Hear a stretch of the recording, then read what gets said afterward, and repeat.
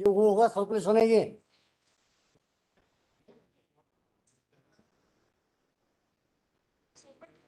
हाँ हाँ उसको थोड़ा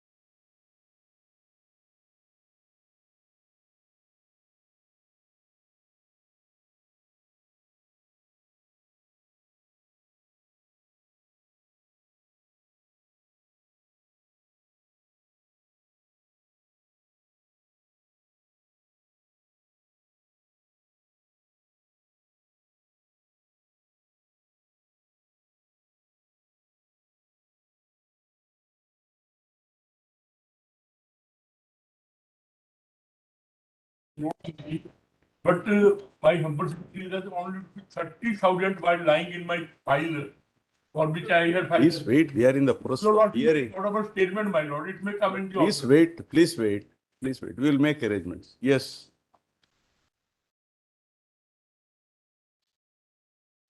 Yes. Mr. Chidambaram, please start. May it please your lordships. But I had calculated.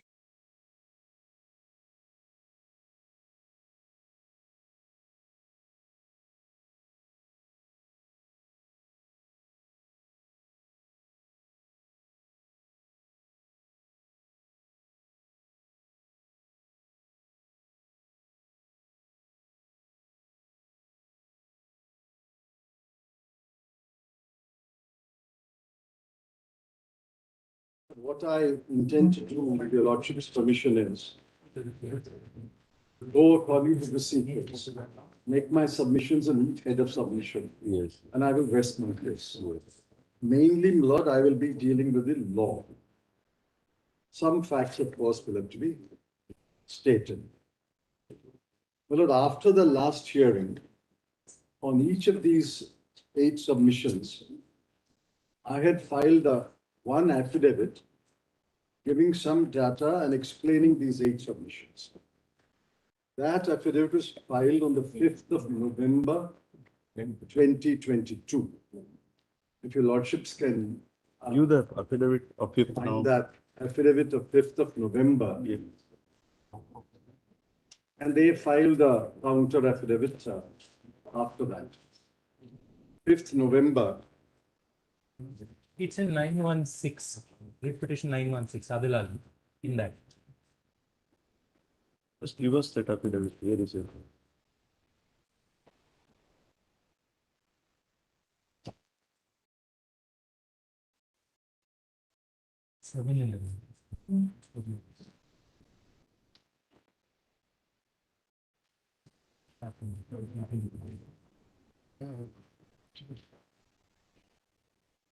Well, it is a paper book in the name of Ms. Chaiswal in 916 of 2016. Filed 711, additional affidavit 711/20.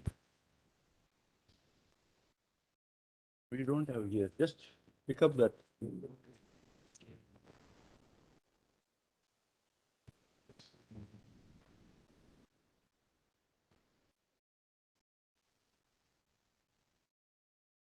It's not there.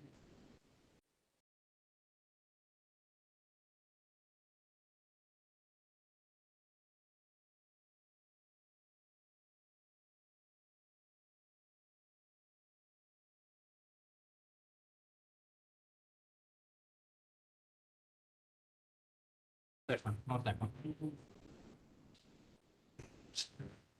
These 3 just haven't allowed you to start searching because otherwise you go through this process again. ऐसा दिखता है जो ढूंढ रहे हैं अभी. This is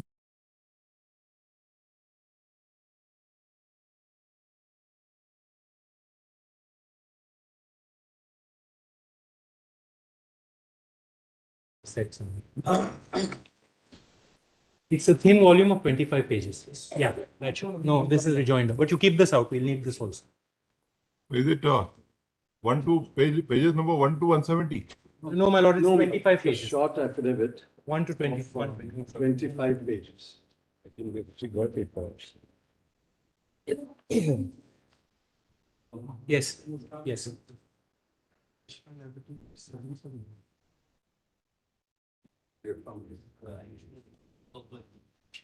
Can't see what it is. Yeah, this is heads of. We've handed this over, so you don't need. So you just handed over copies of this.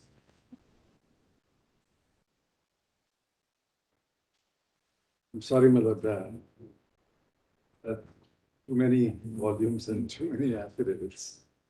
In such matters, I think there should be one convenience compilation containing all the documents, because it becomes difficult to go Lord, from I'm one not forum to other referring to one. too many documents. I just want to refer to this affidavit.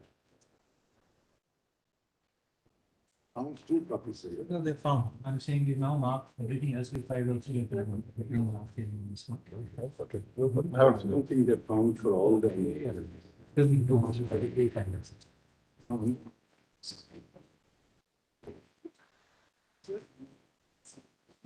I have two extra copies while I'm reading. Yeah, I have two extra. We have two extra copies, my lord. My lady justice, Margaret from New York. Please give that extra copy. They're given to us. But why I'm referring to this affidavit is for the sake of discipline and economy of time.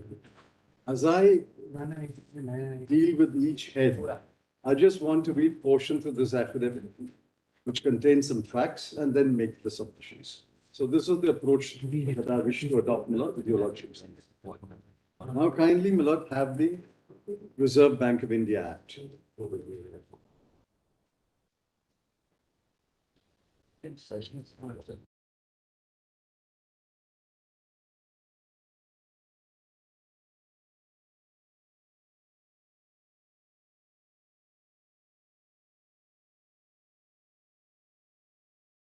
Sorry to tell you, I think you have to maintain silence in the court.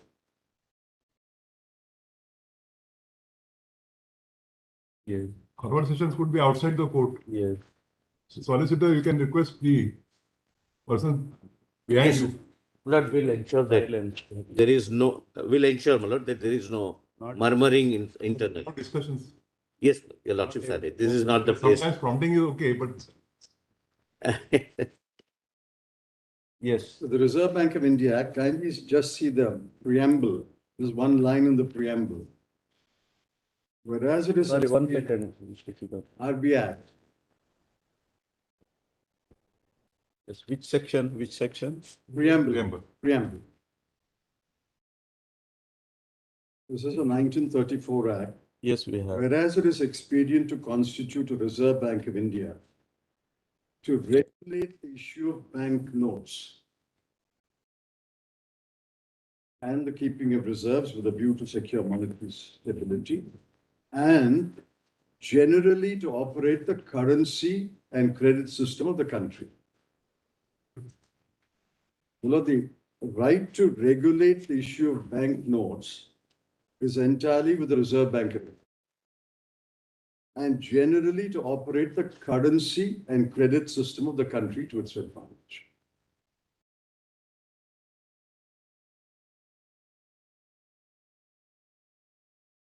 Now, Millet, kindly have section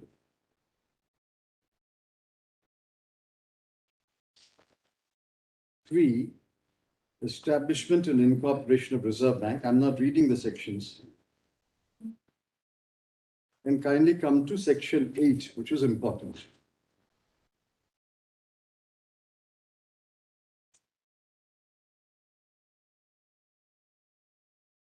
The central board shall consist of the following directors, namely a governor and not more than 4 deputy governors to be appointed by the central government. 4 directors to be nominated by the central government, 1 from each of the 4 local boards as constituted by section 9. C, 10 directors to be nominated by the central government, and D, 2 government officials to be nominated by the central government. Well, usually the 2 officials are the Secretary Economic Affairs and Secretary Banking, but that's not material for our purposes today. But 8(1)(c) is the only input into the board other than officials. 8(1)(a) is officials. 8(1)(b) is from the 4 local boards of the RBI. D is 2 government officials. C is the only input of non-official input, if I may call it. Usually, my lord, people representing various walks of life economic activity are appointed. Industrialists, agriculturists, economists, they are usually appointed under 8(1)(c). On the date of demonetization, and this is subject to correction, 7 of these 10 posts were vacant.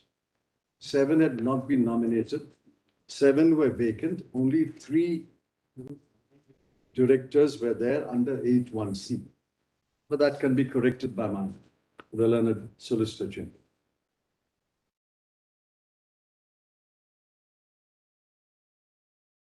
Now, Miller, then kindly come to 13. Meetings of the Central Board. Meetings of the Central Board shall be convened by the Governor at least 6 times in each year and at least once in each quarter. The rest is not relevant. Then kindly come to section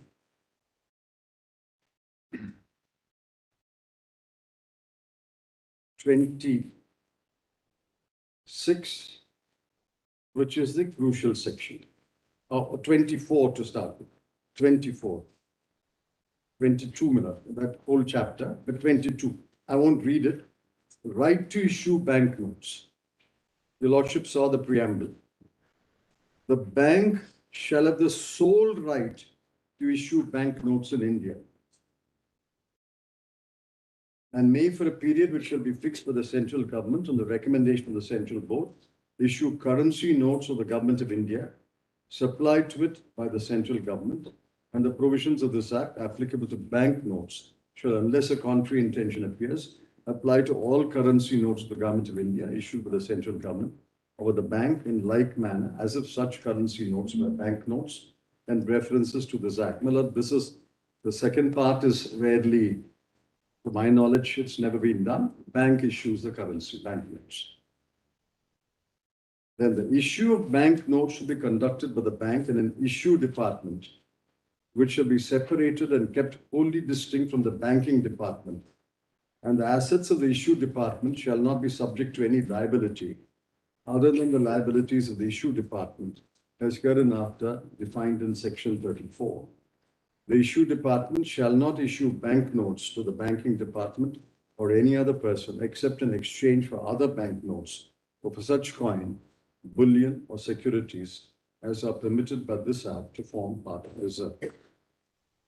Millard, what happens, how is it reflected in the balance sheet of the RBI when currency notes are issued? I'll come to a little later. It's a liability of the Reserve Bank of India once they issue them.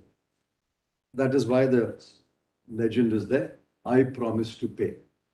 So it's a liability of the Reserve Bank undertakes if somebody presents that. Now, denomination.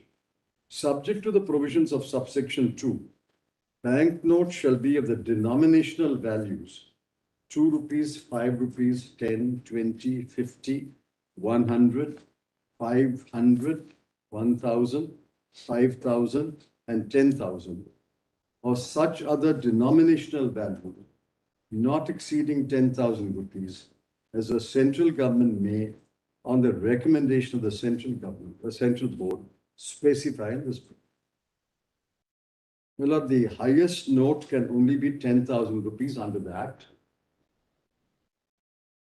Has it been printed anytime, 10,000? Yes, 10,000 was in circulation in 1946 and up to 1978. That's why the demonetization of 46 demonetized the 10,000 rupee note. 5,000 was also available. But hardly in the hands That of earlier judgment is with regard to 10,000. 10,000 and 5,000. The highest denomination is 10,000. Then, the central government may, on the recommendation of the central board, direct the non-issue or the discontinuance of issue of banknotes of such denominational values as it may specify in this regard. For example, Milord, 1,000 rupee notes have been discontinued after demonetization. The point I'm making in section 24 22 to 24 is, the bank shall have the sole right to issue bank notes, and any power conferred on the government is only on the recommendation of the central board. So 26 is not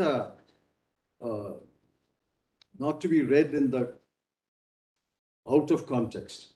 22, 23, 24, 26 are all part of a scheme where the sole right is with the Reserve Bank, and any power conferred on the central government can be exercised to specify this or that only on the recommendation of the central board.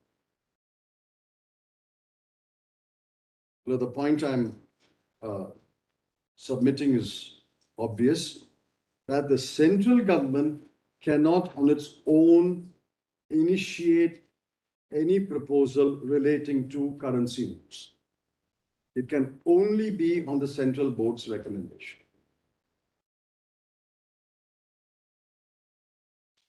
Again, Miller, kindly see 25. The design from the material of bank notes shall be such as may be approved with the central government after consideration of the recommendations made by the central board. So 22, 23, 24, 25 are part of a scheme, and then 26 comes. Subject to the provisions of subsection 2, Did you read this subsection 2 of section 24?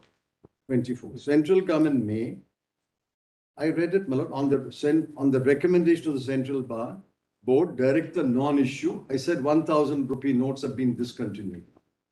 On the recommendation of the central board, the central government may direct the non-issue or the discontinuance of issue of bank notes of such a denomination. The two examples straight away, 1,000 rupee notes have been discontinued, 2,000 are no longer issued. What was issued immediately after demonetization, now no 2,000 rupee notes are issued. No, whether demonetization is equivalent to non-issue, discontinue? No. Demonetization is in 26. Declare that note no longer legal tender.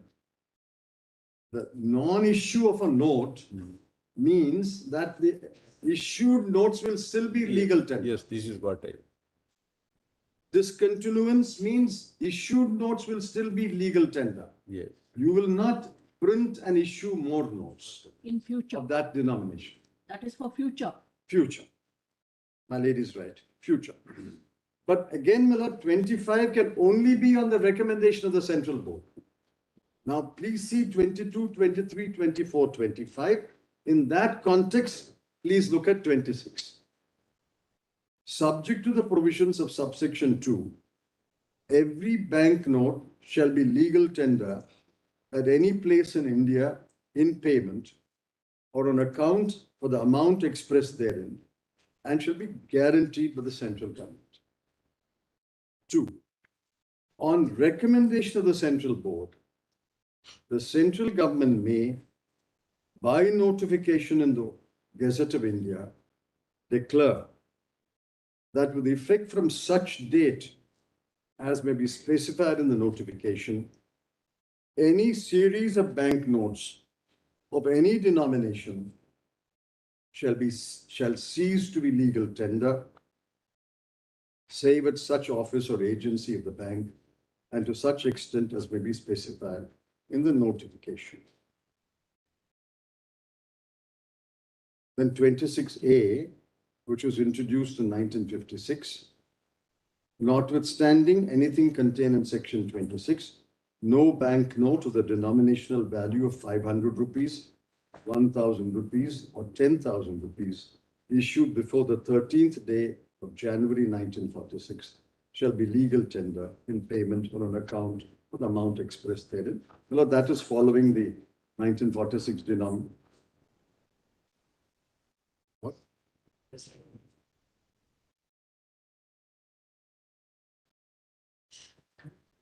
Shall be legal tender in payment or on account of the amount expressed therein. Then reissue of notes recovery of notes lost, stolen, mutilated, or imperfect, issue of special banknotes. We're not concerned with all that.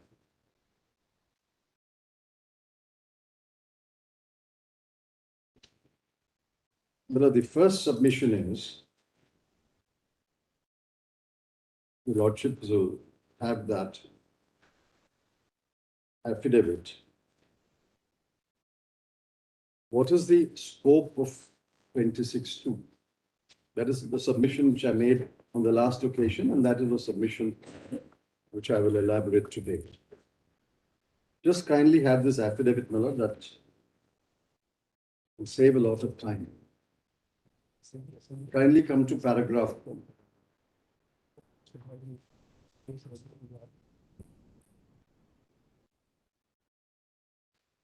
Yes. Kindly come to paragraph 4. Petitioner craves leave to state briefly the purpose of currency and the concept of currency in circulation. According to all economists, currency has three purposes: store of value, unit of account, medium of exchange. Each one of the three purposes is necessarily and intimately connected with the daily life of every citizen. In particular, since currency is a store of value and a medium of exchange, it is widely preferred to any other system. The currency system is convenient, easy to access, not dependent upon any technology, and gives the holder a large degree of autonomy and confidence that no other system can give.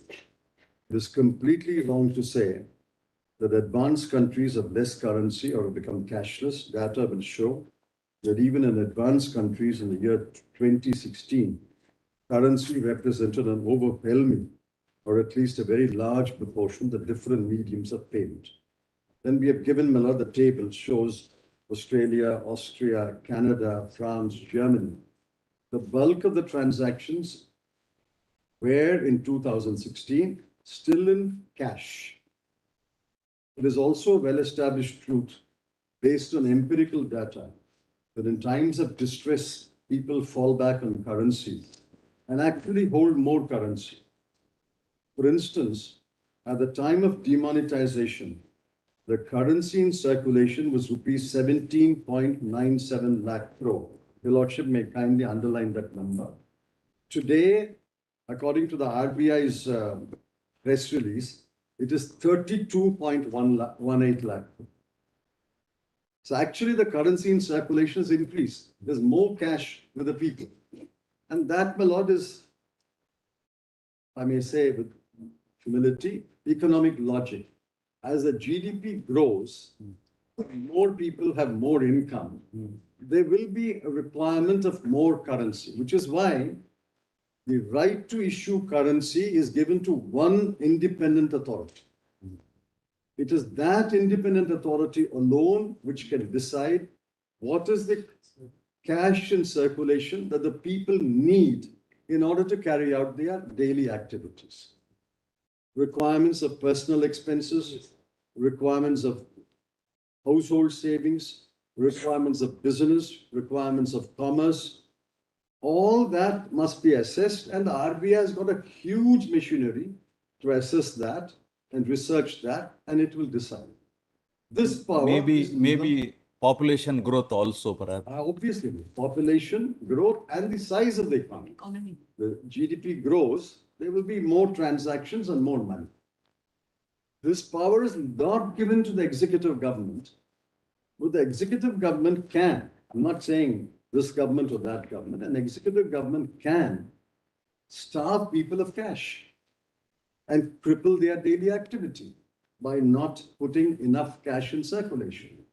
Which is why, my lord, back in 1934 and in all countries, the right to issue currency, the sole right is only with the Reserve Bank of India, and they will decide how much currency people require. Simply by the fiat of demonetization, you're withdrawing 86.4% of currency. That doesn't mean the people don't require that currency. They require it. And today, look at after 6 years, 17.97 lakh crore has ballooned to 32.18 lakh crore. And if I may with humility, make a prediction, it will continue to grow. It will continue to grow. It should, it ought to grow. Mr. Chidambaram, one question here. Yes. This 17.97 lakh crore is after demonetization No, or just before? just before. Just before demonetization. Just before demonetization.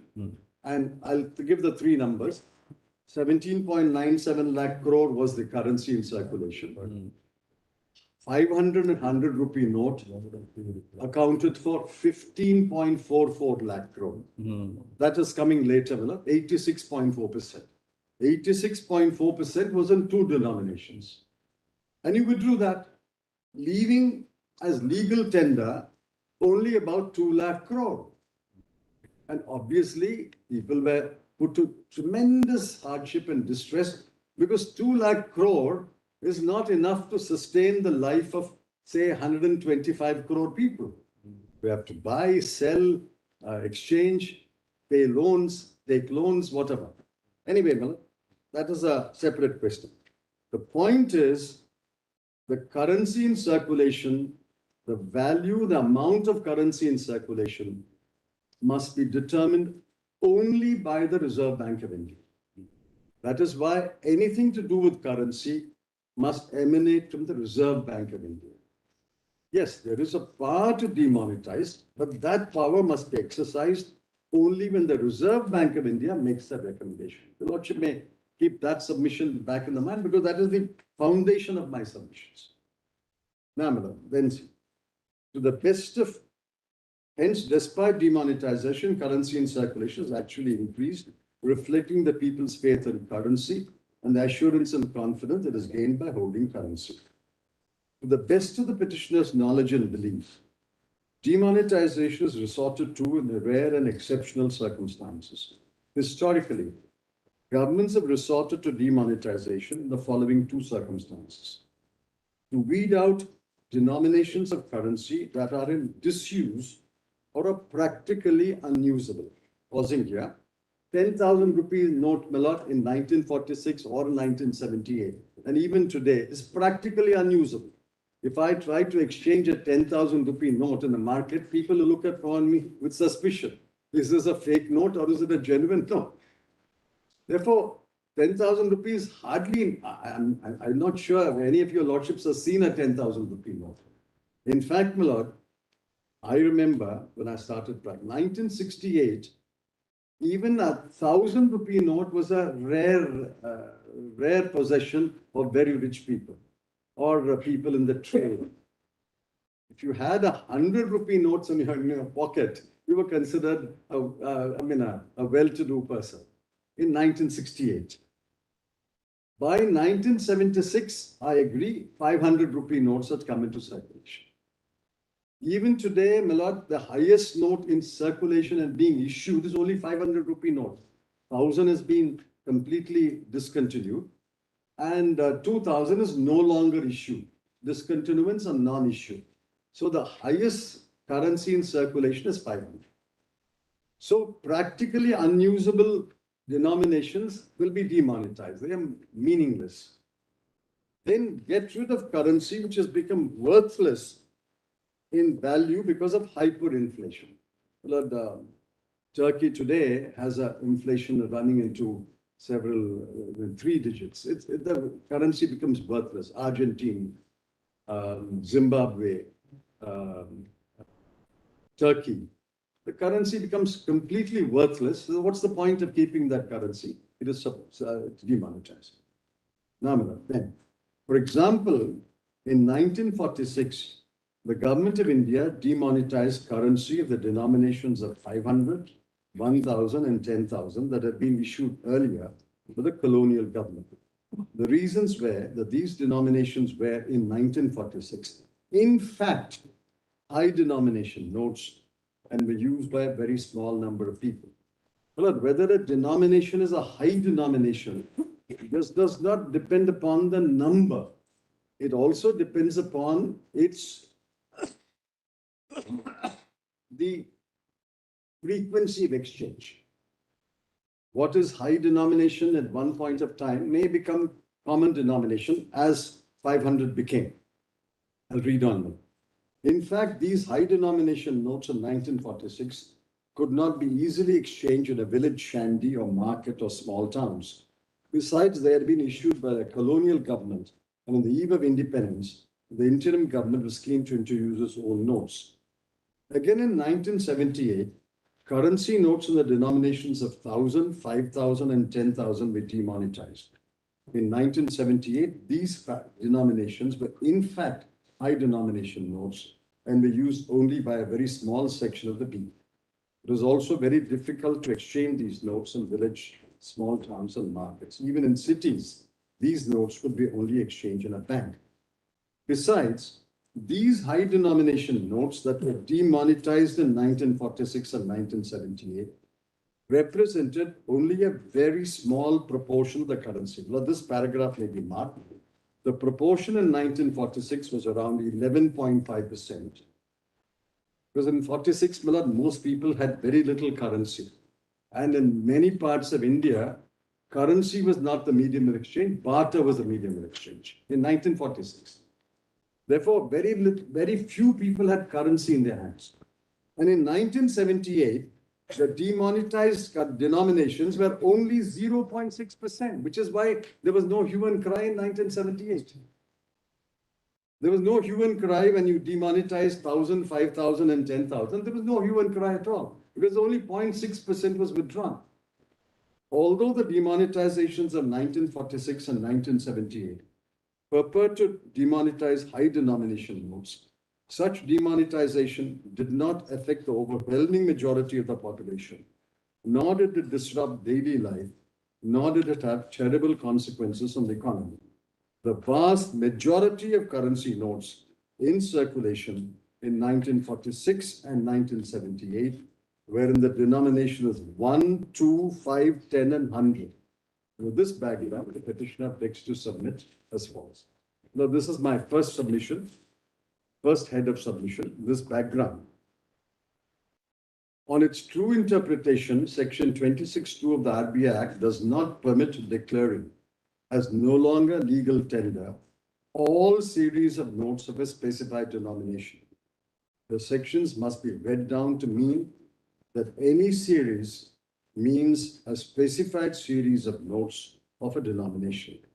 The series is denoted by an alphabet, a number, a photograph, and the year of issue. Any series does not mean all series of notes of that denomination. Section 26(2) allows the government to declare that any series of banknotes of any denomination shall cease to be legal tender. The language of Section 26(2) may be contrasted with the language of Section 3. I'll show the ordinance and the act. Let me complete it reading this, Miller. Section 3 read with Section 2C of the Ordinance of 1946, as well as Section 3 read with Section 2D of the Act of 78. In the two earlier legislations, the reference was only to high denomination banknotes. These notes were not qualified by the words any series. It is submitted that currency notes are issued in a series and different series of notes are issued from time to time. For example, the notes issued currently are known as the Mahatma Gandhi New Series. Some years ago, the notes that were issued were known as Mahatma Gandhi Series. It is submitted that the addition of the words any series before the words of banknotes of any denomination limits the power of the government to declare only a specified series of notes as no longer legal tender. It is submitted that any series means any specified series and not all series.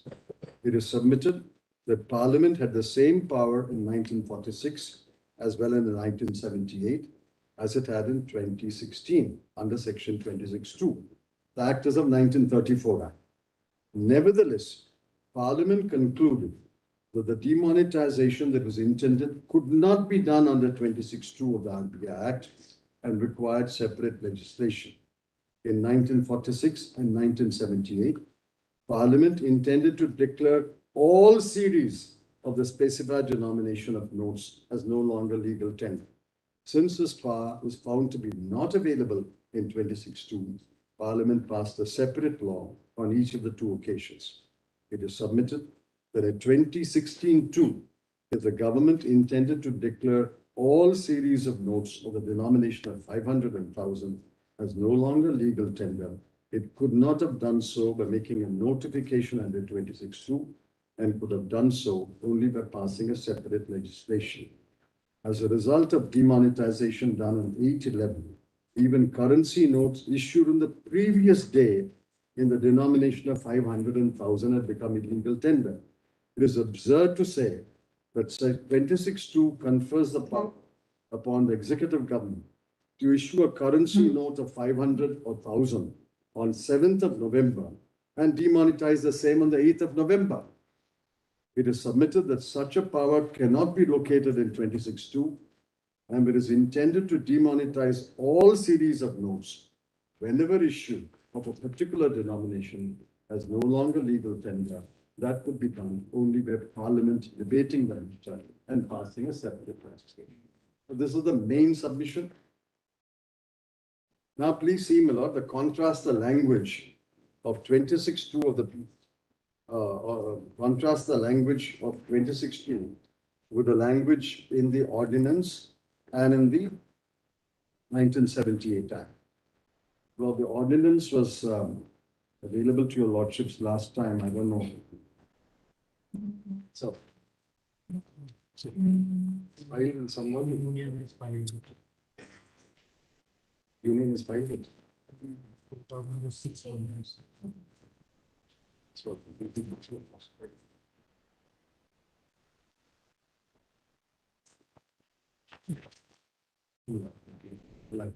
Yes, we have.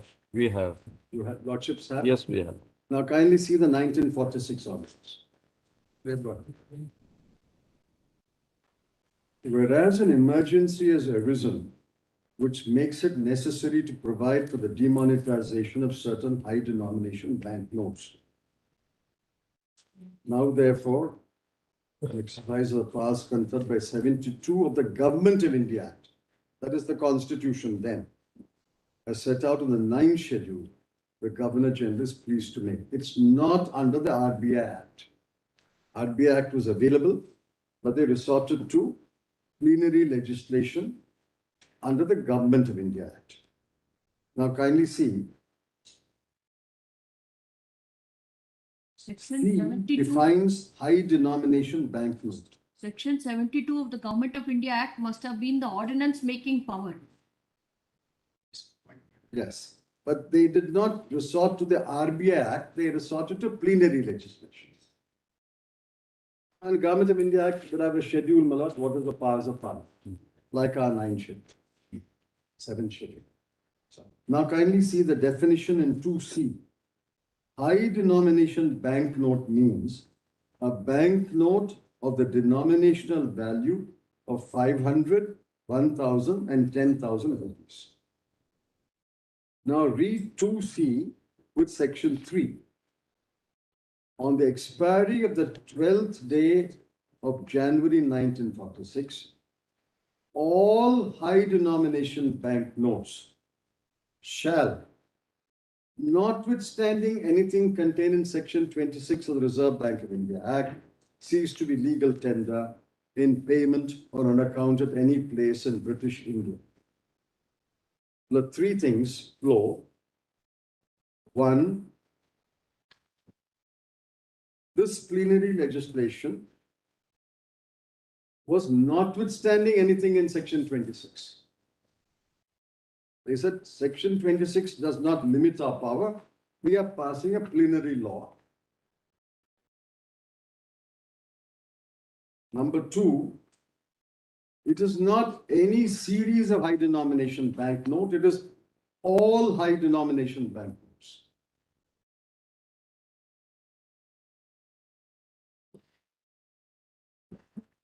And number three, my lord, this was done by separate legislation. That may not make much difference because high denominate notes are defined. High denominate notes means Yes. of the value of 500 or 1,000. 1,000. Precisely my point. That's right. The 500 and 1,000 Yes. would have been issued in several series. Yes. There may have been a 1935 series, a 1940 series. Now they are demonetizing or declaring as no longer legal tender all notes of that denomination. Whether Section 26 conferred that power is the question. Parliament then, or the government then, thought, and according to me rightly, Section 26 does not give that power to declare all series of the high denomination as no longer legal tender. Therefore, in order to declare all series as no longer legal tender, you had to pass plenary legislation. The contrast will become obvious, my lord, when Lordship sees the present notification. The point I'm making is the words any series of high denominational banknote is not in this, the words any series is not in this ordinance. It's all high denomination notes of that particular denomination. I hope I'm making Yes, sense. yes. I will show. I'll show what a series is, my lord. Well, a contrast. Your submission is that powers under section 26(2) is restricted only for a particular series. That is my submission. And the notes of all series of a particular denomination cannot be Yes. demonetized under section 26(2). That is my submission. That is my submission. Let's take one denomination, my lord, for the sake of easy, 500 rupee note. Now, 500 rupee note would have been issued in several series. 26(2) says any series of banknotes of any denomination. Why did it add the word any series in 26(2)? Whereas when the law is made here, the word any series is not there. Any series is not there. And then section 3, all high denomination notes of 500 are demonetized. Look, there must be a meaning to why any series is in 26(2), and therefore Parliament or the government then in 1946 concluded, if I want to demonetize all the series of 500, series 1, series 2, series 3, I cannot resort to 26(2). I have to make a special legislation. They made this legislation, and it specifically says all high denomination banknotes shall cease to be legal tender. What you are suggesting is any series does not mean all series. That is my suggestion. Specified series.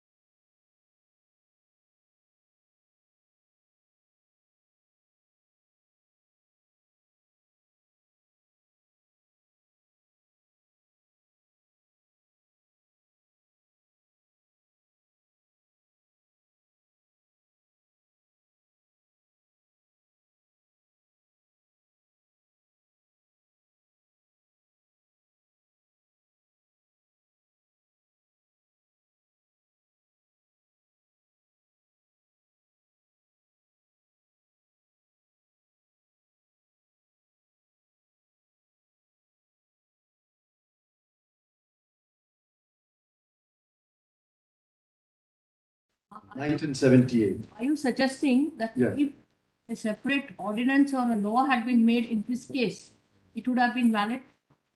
If a law had been made in Parliament, this may have been that. Because Parliament would have debated it thoroughly and taken into account all the consequences of withdrawing 86.4%. Parliament would have demanded information.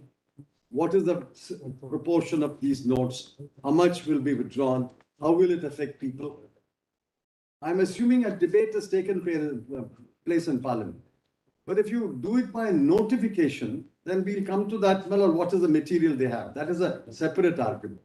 Now kindly see the 1978 Act. Just 1 second. Please. What was the lifespan of an ordinance under the Government of India Act? Any idea? Is it 6 months like the present day? I'll look into that, Malad. I think, Huh? In those days, what was the lifespan? Any idea? I'll examine that and let you know. Under the 19. No, the next question is, what happened to this ordinance after the expiry of the period? Any idea? Well, I look into the 1935 Act and let your lordships know.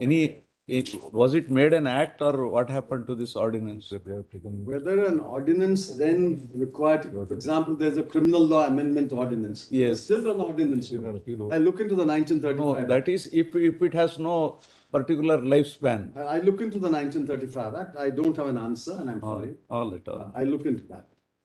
Now the 1978 Act, Yeah. 1978 Act buttresses my argument. Why did you make a separate law in 1978? Now please see, keep the 1946 ordinance and now look at the 1978 Act, the definition. Does your lordship have the 1978 Act? Yes. Now please see. Definitions.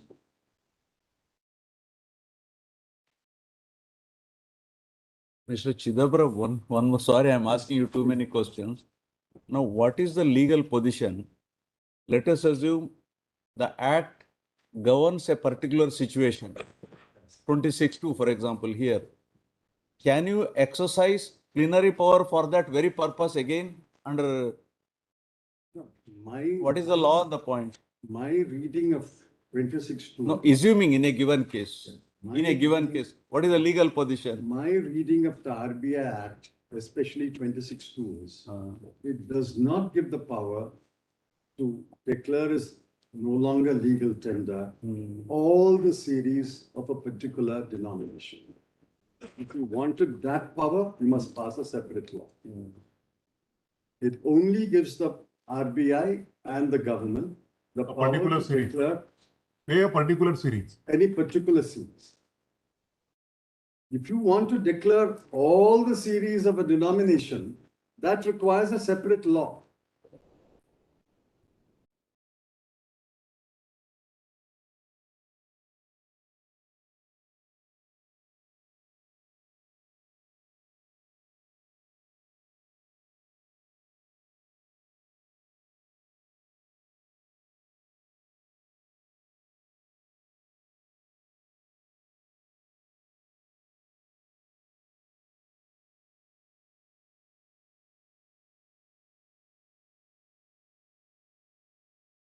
The 1978 Act, I asked myself, why in the face of 26(2), forget the 1946 pre-independence ordinance of the then government. In independent India, Parliament, under the Constitution, in 1978, the government decided some notes have to be demonetized. If 26(2) contained that power, why did they pass a separate law? Now, please look at this law of 1978. Again, it says, notwithstanding anything in 26, please see this act. Now, kindly see the definitions. 2D. In 46, it was 2C. Now it's 2D. High denomination banknote means a banknote of the denominational value of 1,000 rupees, 5,000 rupees, or 10,000 rupees issued by the RBI immediately before the commencement of this act. You know, this was first as an ordinance and then replaced by an act. Now, please look at 2C also. After reading high denomination banknote, distinctive number in relation to a high denomination banknote means the number including the alphabetical and numerical prefixes appearing on the face of the note. Now look at section 3. On the expiry of the 16th day of January, all high denomination notes shall, notwithstanding anything contained in section 26 of the RBI Act, cease to be legal tender. If this power is already there in 26(2), then why did you have to make this law? Therefore, my lord, the language of 26(2), which clearly says any series of banknotes must be contrasted with section 3 of the 1978 Act, all high denomination banknotes. It is not any series of high denomination banknotes. And why did they have to say, notwithstanding anything contained in section 26? If 26 has the power, why did you have require this law? And why did it have to be overriding 26? Therefore, my lord, the submission is 26(2) gave a limited power. Limited power to declare no longer legal tender any series of 500 rupee notes, any series of 1000 rupee notes. If you wanted to declare no longer legal tender all the series of 500 rupee note, all the series of 1000 rupee note, you required special legislation, which is why special legislation was made in 1946 and 1978 to declare all the series of 500, 1000, 10,000 as no longer legal. That is a submission.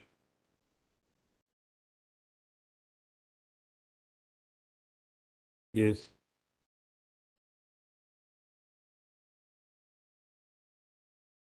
Now, in that light, kindly take a second look at 26A, which was introduced in 1956.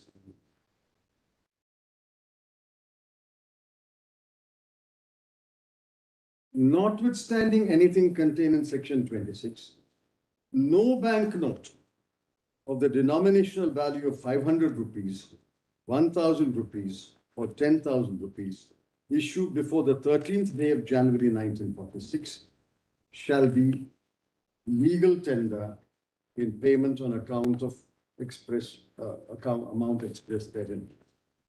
This, my lord, follows the 46 ordinance. 46 ordinance was made on the 12th of January 1946. 12th of January, all the series of 500,000, 5,000 were declared illegal tender. And 26A was made way back in 1956. There was some doubt. They said, notwithstanding anything contained in section 26, no banknote of the denominational value of so-and-so issued before the 13th day of January shall be legal tender. It's like putting a double lock on the door. The ordinance of 46 was one lock and 26A was another lock. Because 26 did not have that power. If 26 had that power, then all this is unnecessary. The submission, first submission is, and I conclude on that, any series must mean something. This is not surplusage. This is not surplus words. Any series of banknotes must be read as any specified series of banknotes of any denomination. Well, look at the absurdity of the example that I put in the affidavit. Later on, it will come. 300 crore distinct notes can be printed by all the printing presses of India. 300 crore distinct pieces, 5 rupee, 10 rupee, whatever. That is the capacity of all our printing presses. And we print practically round the clock, around the year. Now, you print and issue, notes are printed and issued depending upon the demand for notes. Soil notes come back, well, after a particular number of years, soil notes are not reissued by banks. They are impounded and destroyed. And then new notes are reissued. Now, you print and issue a series on the 7th of November. Can you demonetize it on the 8th of November? Well, that's so absurd and unreasonable to say any series means all series. I issued one last month. I printed notes of a new series, let's say Mahatma Gandhi new series. I printed it last month, 500 and 1,000. And today I will demonetize it. I mean, that is arbitrary exercise of power. That is why any series means RBI must apply its mind. Which series must be demonetized? When was it issued? Was it issued many years earlier? What is the total value of currency in that series in circulation? All that is available to the RBI. Can we declare it no longer legal tender? So you have to apply your mind to which series you want to be demonetized and then make a recommendation to the Government of India. And the Government of India may or may not accept a recommendation. If it accepts a recommendation, it may say, all right, go ahead and demonetize it. It can't be, my lord, that notes are issued 1 week earlier and demonetized on the 8th of November. My lord, that power, whatever happened in 2016 has happened. But that power, your lordship should deny to the government if the government asserts it has that power. Your lordships must say for the future, you cannot do that. It will throw the country into complete chaos. Any government can come and say, I am demonetizing news. It issued last month. Suppose a new series is issued now. Mahatma Gandhi, second new series. Then I demonetize it the next day. Please don't give that power to any executive government. Therefore, please read any series to mean any specified series of banknotes where the RBI board must apply its mind which series, how many notes are in circulation, what is the value of the notes in circulation, when were they issued, should I demonetize them, what is the impact of that demonetization, then make a comprehensive recommendation which the government will consider, look at the social and economic implications of that, and then decide. That was not done in this case. They simply said 500 and 1,000 will go. That is the first submission. Then you'll have to tell us what is the object of demonetization in an economy. Well, I said that in the affidavit. According to me, my submission is there are only two circumstances. Those objects. Only two circumstances, and I'll show Malad from the Reserve Bank, history of Reserve Bank, what was the comment of the then governor in 46 and 70. I will show it in a moment. Demonetization is resorted to in a Exceptional in an exceptional circumstance. Two circumstances. Two circumstances. One, my lord, the note is practically unusable. Suppose we had a 50,000 rupee note. What is the use of such a note? Therefore, that can be rendered no longer legal tender. The other is when hyperinflation has reduced the value of the note to practically nothing. It's a scrap of paper. At one point of time, Zimbabwe, 1 million, whatever currency there, could not even buy a cup of tea. What's the use of 1 million?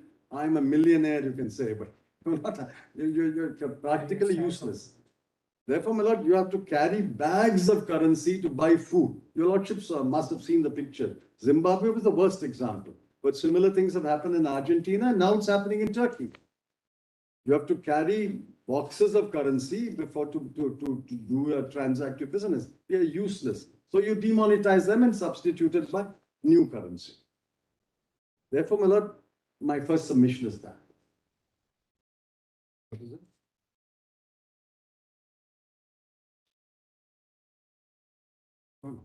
Now see the 811 notification, which is in, my lord, in the writ petition at page 30, volume 1, page 30.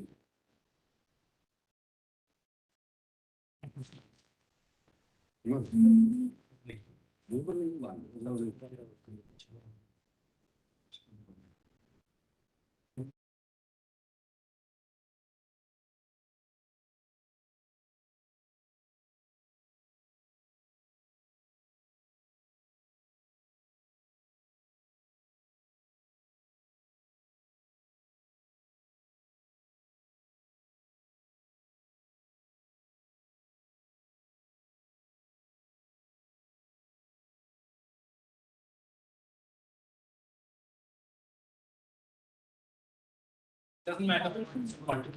So your lordship has the notification 3407E, SO number 3407E.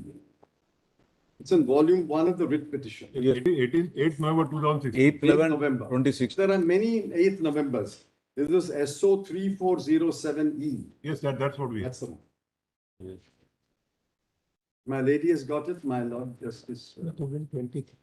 In this compilation. No, it's in Vivek Narayan's petition. Writ petition. Page 23. Yes. Now kindly see, 3407.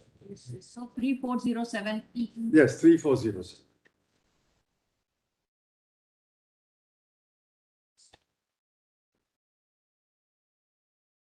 Now kindly see, my lord, I'm skipping the preamble for the time being.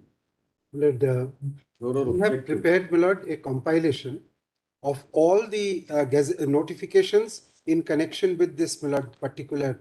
So that will be better, I think, because we need not refer to all the. Yes. My lord, if your lordship pleases, my lord, we can file it and give copies to my learned friend. You are not yet filed. It has not yet been filed. In fact, my lord, not all of them are on record, but they are just notifications. So they are, my lord, legal, statutory document.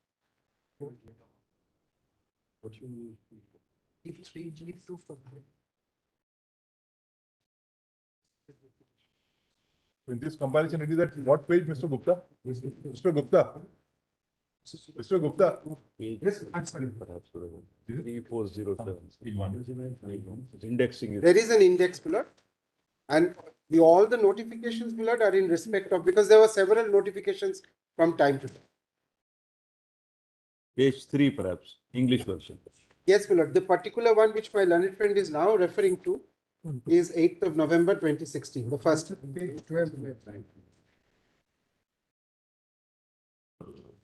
1 to 4. Lord, my learned friend can continue to use whatever copy he is using. I have no objection. Please hand up to everybody. Yes, we have done that. It will be convenient for us to refer. Please have it. Lord. I'll get a copy and.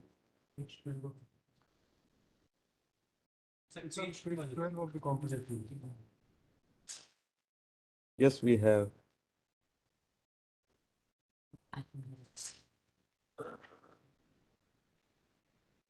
Yes, Mr. Chair. Now, please see the first paragraph.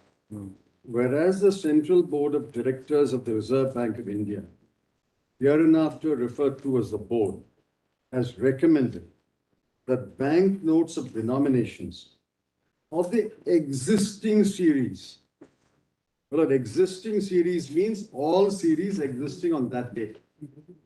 Existing series of the value of 500 rupees and 1,000 rupees.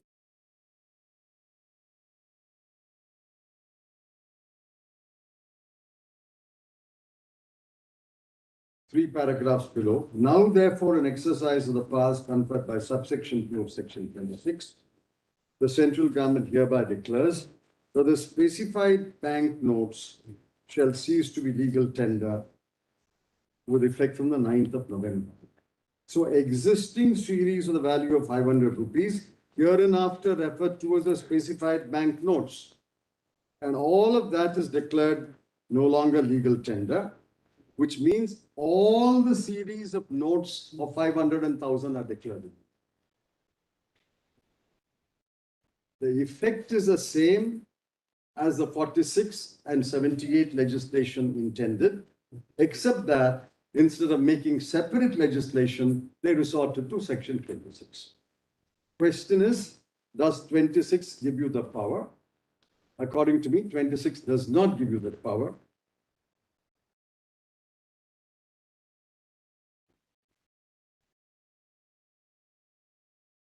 And it only gives you a power to declare any specified series, series 1, series 2, or series A, series B. And you can't declare all existing notes of all series of that denomination as illegal tender. This is the first submission.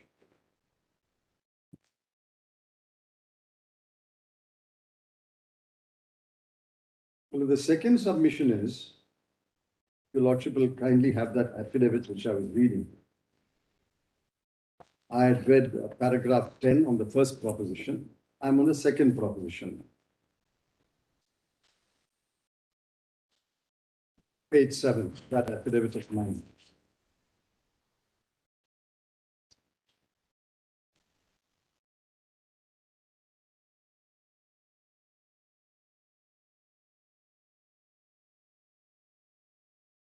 An arbitrary power on the executive government and is liable to be struck down on the ground it violates Articles 14, 19, 21, and 300A. It would amount to an impermissible delegation of legislative power. Pertinently, the demonetizations of 46 and 78 were done through separate acts of parliament. Under Articles 14, 19, 21, and 300A, life and livelihood are protected against arbitrary executive action. It is submitted that Section 26(2) must be read down in the manner submitted in paragraph 10 above. If not read down, it is submitted 26(2) would be unconstitutional. If not read down, Section 26(2) will confer an unguided, uncanonized power. On a plain reading of Section 26(2), it is obvious that there is no policy and there are no guidelines in the said provision. What matters shall be taken into account and what matters shall not be taken into account are not specified in 26(2). If a drastic power of demonetizing currency notes of all series in certain denominations was intended to be conferred upon the executive government, Parliament should have laid down what are the relevant matters that should be taken into account and what are the matters that should be eschewed by the executive government. In the absence of any policy or guidelines, it is submitted that Section 26(2), if not read down in the manner suggested above, would be unconstitutional. Now, kindly look at 26(2), Mother. Any number of times we read it, there is no guideline at all. It simply confers a power. Now, please see, Mother. On the recommendation of the Central Board, Central Government may declare any series shall cease to be a legal tender. What is the guideline? What is the guideline Parliament is giving?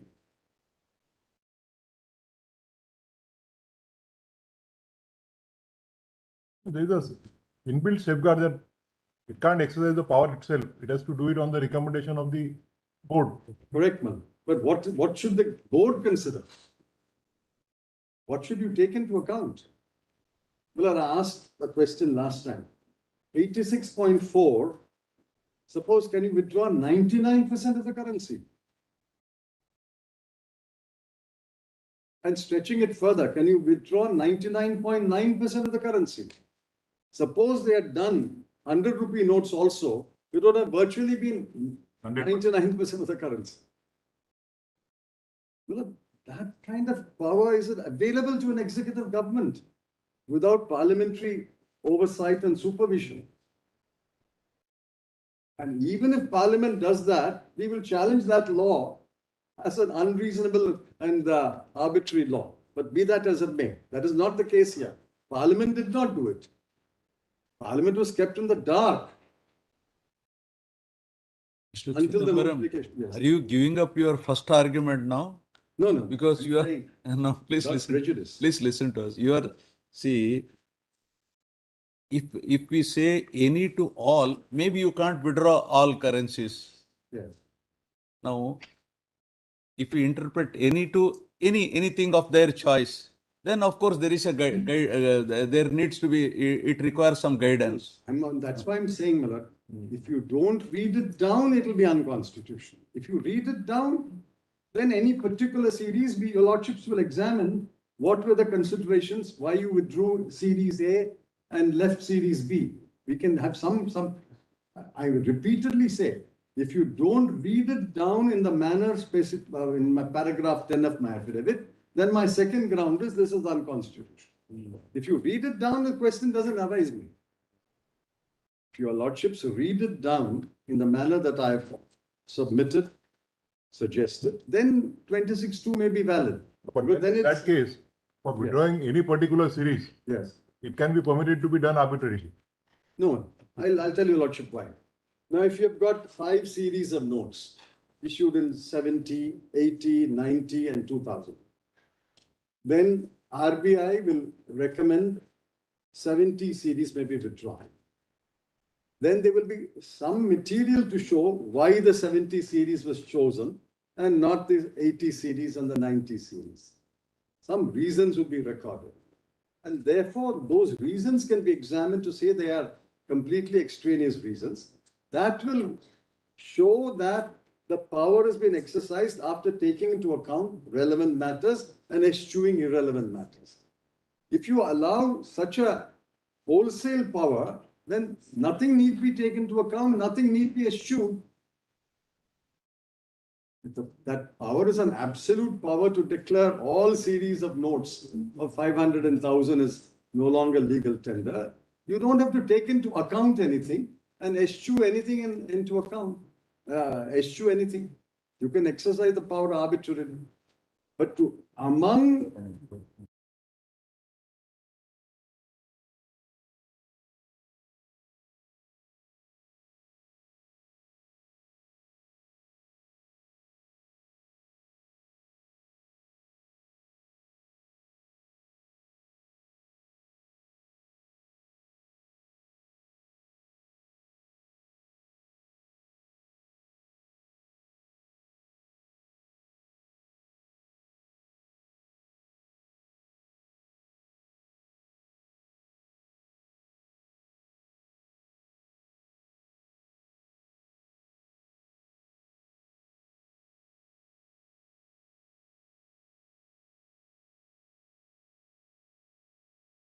series of 500 rupee note, you have to pick one or two for whatever reason.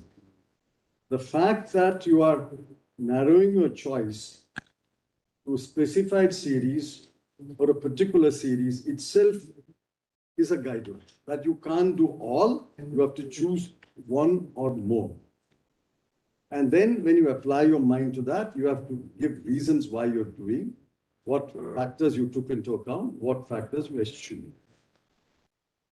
If that is the nature of the power, that power, according to me, is a constitutional power, not an arbitrary power. But if you read 26(2) to mean all series of any time can be withdrawn, that is a completely arbitrary power. If you're giving that power, then prescribe the guidelines there. Now look at, Lord, I'll hand up a compilation. Your Lordship may keep it. This has some very interesting information. How does the RBI withdraw some series? Yeah.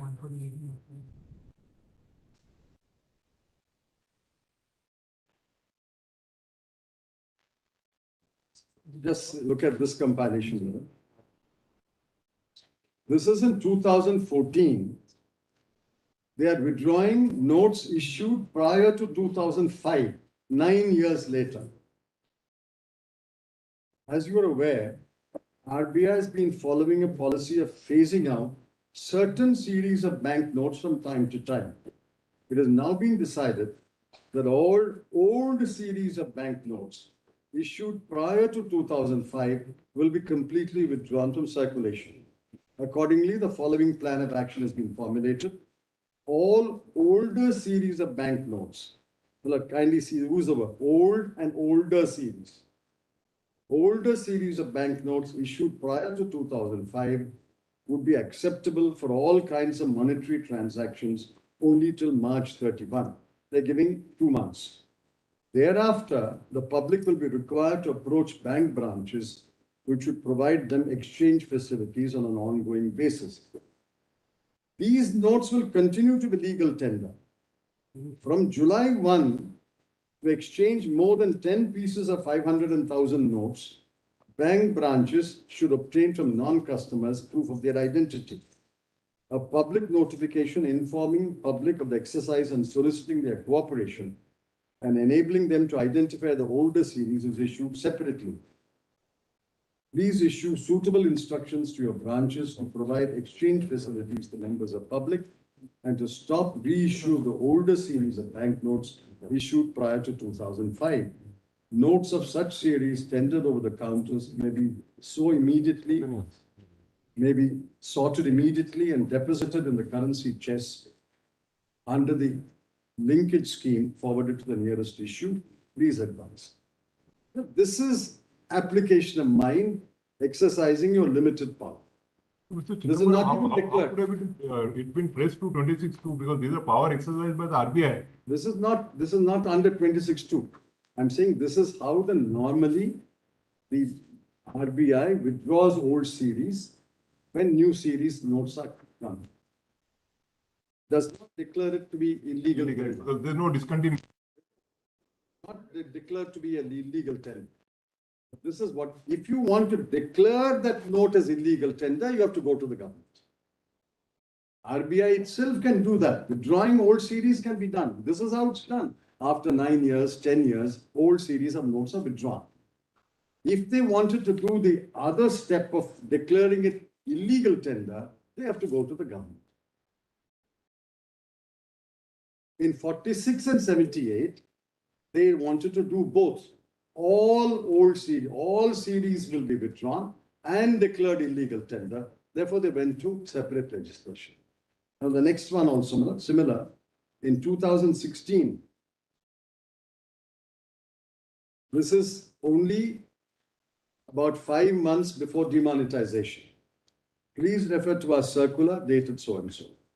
As you all may be aware, from January 2014, the earlier notification, pre-2005 bank notes are being withdrawn from circulation, and through sustained efforts, a large percentage of these notes have since been withdrawn. A small percentage of these notes, however, still remains in circulation. On a review thereof, it has been decided that from July 1, the facility for the members of public to exchange the pre-2005 bank notes will be available only at the following offices of the RBI. Pre-2005 bank notes will continue to remain legal tender. You are advised to suitably guide. In phases, my lord, without causing any inconvenience, RBI withdraws old notes, gives sufficient time for public to exchange it, and then a large percentage is withdrawn. It restricts the exchange counters to a few cities in 2016, but says it will still be legal tender, the few notes that will remain. This is, my lord, according to me, a non-arbitrary, reasonable exercise of power. If you wanted to do the second step of declaring it no longer legal tender, the RBI would have to make a recommendation to the government of India. With neither, you don't withdraw the notes and declare it legal tender. You simply, by notification, declare all series of 500 and 1,000. It's an arbitrary, uncanalized, unguided power, which no executive government should have. And 26.2 does not confer such power. See, this withdrawal of old series is not demonetization. It is not, no. I said It continues, therefore, continues to be legal. not equate this with No, demonetization. I This is only for the purpose of showing application of mind Yes. withdrawal. well, there are two steps in Yes. demonetization. One is withdrawing the notes. Other is declaring it illegal tender immediately. Yes. Two steps. Normally, what the RBI does is the first step. It can do on its own, my Lord Justice, as you mentioned. You can do it on your own. You don't have to go to 2016. If you want to do the second step, you have to go to the government and say the remaining notes will be illegal, no longer legal tender. But that power must be exercised reasonably in a manner that it's not disproportionate burden on the people. In the past, in modern times, RBI has taken only the first step. It is never recommended it should become illegal tender. On the two occasions, you wanted to withdraw all the notes and declare it no longer legal tender, you thought fit to go to a separate legislation. This time, when you want to withdraw all the notes of 500 and declare it no longer legal tender, you make a notification. Where is the guideline for that? That is the point. Yes. So 26.2 does not confer that power. And I'm sure a lot the government will plead that 26.2 confers that power. I would request your lordships, the highest court of the country, not to read that power in 26.2 But that is an arbitrary, drastic power which no executive government should have. If it wants such a power in 26.2, then 26.2 itself must prescribe what shall be taken into account, what shall not be taken into account. These two examples I gave of 2014 is a reasonable, considered exercise of power without putting people to distress. If you wanted to take the next step, you must have separate legislation, like in 46 and 78. But in this notification itself, they have tried to justify it on the ground of fake currency.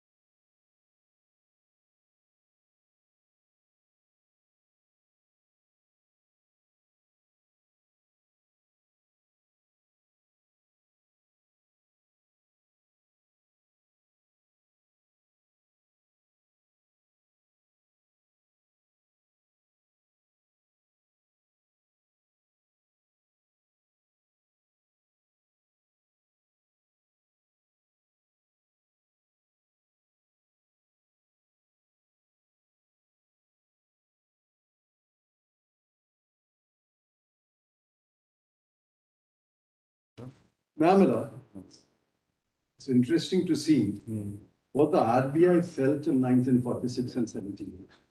The small compilation which I gave to your lordship, please come to Reserve Bank of India. This is from the RBI's own publication. Page 5.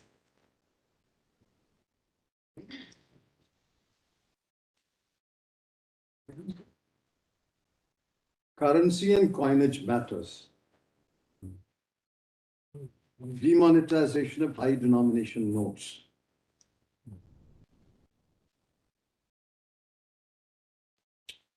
Kindly come to over the page. Monetary management and allied issues. It is not known when the government, this is history, Milord, but history throws light on what the RBI thinks. It is not known when the government authorities started thinking on the demonetization measure. But the final consultation with the governor and deputy governor, Trevor, took place towards the end of 1945, when Mr. N. Sundaresan, Joint Secretary, called for a discussion, for which he had earlier prepared a note, and the drafts of the ordinances to implement the scheme. That is a 46 ordinance. According to a note recorded by Mr. So-and-so, it would appear Reserve Bank authorities were not enthusiastic about the scheme. The governor stated that the finance member had given him the impression that the scheme would be launched only when there were signs of the onset of an inflationary spiral. The governor saw no special signs of such a situation. It appeared to him that the main object of the scheme was to get hold of the tax evader. The governor wondered if this would be called an emergency to justify the promulgation of an ordinance just before the newly elected Legislative Assembly met. Governor wanted government to be satisfied that there was no harassment to honest persons. As a currency authority, the bank could not endorse any measure likely to undermine the confidence in the country's currency. The governor at that time was Dr. C.D. Deshmukh. That's noted later. The governor agreed that about 60% of the notes would be in Indian states, and so cooperation with the state governments was very necessary. Apparently, he had some doubts about this. According to Mr. Sundaresan, the ideal thing was to block high denomination notes, but this course was not favored by either the finance member or the government. Subject to these observations, the schemes drafted by Mr. Sundaresan was considered by the government to be theoretically all right, but he and the deputy governor pointed out the considerable administrative difficulties involved in covering nearly 5,700 offices of scheduled and non-scheduled banks. The governor's concluding remarks, as recorded by Mr. Sundaresan, were as undone. Shri Chintaman Deshmukh felt that we may not get even as much as 10 crore as additional tax revenue from tax evasion, and that the contemplated measure, if designed to achieve such a purpose, has no precedent or parallel anywhere. If value is going to be paid for value, like in our case, my lord, value for value, no matter whether such value is in lower denomination notes, it is not going to obliterate black markets. His advice is that we should think very seriously if for the object in view, as he deduces from the declaration form, whether this is an opportune time to proceed with the scheme. Provided government are satisfied on point 1, sparing harassment to the unoffending holders, and 2, a worthwhile minimum of results in the shape of extra tax revenue. He does not wish to object to the scheme as drafted. The government wished to proceed with, notwithstanding the administrative difficulties. The government went ahead with the scheme. On January 12, 2 ordinances were issued, demonetizing notes of denomination value of 500 and above. The first ordinance required all banks and treasuries in British India, etc. All that is the practical aspects of it. And the last paragraph, the measure did not succeed, as by the end of 1947, out of a total issue of 143 crore of high denomination notes, notes of the value of 134.9 crore were exchanged. Thus, notes worth only 9 crore were probably demonetized, not having been presented. The results of the demonetization measure were summed up by Sir Chintaman in his Dadabhai Navroji lecture delivered in February 1957 as undone. It was not a revolutionary measure, and even its purpose as a minatory and punitive gesture towards black marketing was not effectively served. There was no foolproof administrative method by which a particular note brought by an individual could be proved as the life savings of the hard-working man who presented or established as the sordid gains of a black marketer. Another loophole of which considerable advantage was taken was the exemption of the princely states from scrutiny or questioning when such notes were presented by them. In the end, out of a total issue of 143.97 crore, notes of the value of 134.9 crore were exchanged up to the end of 1947, as mentioned in the report. Thus, notes worth only 9.07 crore were probably demonetized, not having been presented, with more of a conversion at varying rates of profits and losses than demonetization. There was an echo of this measure in 1948. In September, while government were considering anti-inflationary measures, rumors spread that 100 rupee notes would be demonetized and that bank deposits would be frozen. The Prime Minister had to make a statement in the legislature categorically. My lord, I can only infer then the RBI governor was very reluctant to exercise the power under 26(2). They devised the scheme and got it done by an ordinance in 46. All the notes. And even that scheme, the RBI governor said, is not going to help you. As against 147 crore of value of currency in circulation, We have here 17 lakh crore. The multiplier is a mind-boggling number. As against 147 crore, we have 17 lakh crore. And your lordship sees practically 90 odd percent came back to the Reserve Bank then. Today also, 99% of the currency came back. Now in 1978, there was another government. Kindly come to page 9. Dr. I.G. Patel, another very distinguished economist, who's head of the London School of Economics for a while. Now kindly come to page 10. This is from the RBI's website. I've downloaded it. Its book is published called The History of RBI. Page 10.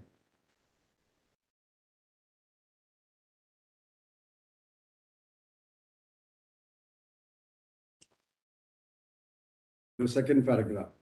According to the ordinance, which was replaced by the Act, all high denomination bank notes ceased to be legal tender in payment on account of any place after 16 January 78. The demonetization of 1978 was the second such exercise in India, the first one having been conducted in 1946. Governor I.G. Patel was not in favor of this exercise. According to him, some people in the coalition in the government saw demonetization as a measure specifically targeted against the allegedly corrupt predecessor governments or government leaders. Patel recalled in his book, Glimpses of Indian Economic Policy and Insider's View, that when Finance Minister H.M. Patel informed him about the decision to demonetize high denomination notes, he pointed out that such an exercise seldom produces striking results. Most people who accept illegal gratification or are otherwise the recipients of black money do not keep their ill-gotten earnings in the form of currency for long. The idea that black money or wealth is held in the form of notes tucked away in suitcases or pillowcases is naive. And in any case, even those who are caught napping or waiting will have the chance to convert the notes through paid agents, as some provision is to be made to convert at par notes tendered in small amounts for which explanations cannot be reasonably sought. But the gesture to be made can produce much work and little gain. Demonetization was a sensitive issue and secrecy was imperative, not only for anecdote, for historical. I'll read this paragraph. R. Janakiraman, a senior official in the Chief Accountant's Office in the Reserve Bank, was asked by some officers of the Government of India over the telephone on 14 January to go over to Delhi immediately on some urgent work. When he inquired the purpose of the visit so that he could go prepared, the official stated that matters relating to exchange control would need to be discussed and that he should leave for Delhi on his own. Janakiraman, however, took along with him M. Subramanian, a senior official of the Exchange Control Department. On reaching Delhi, it was revealed government had decided to demonetize high denomination notes and was required to draft the necessary ordinance within 24 hours. During this period, no communication was allowed with the bank's central office in Bombay, since such contacts could give rise to speculation.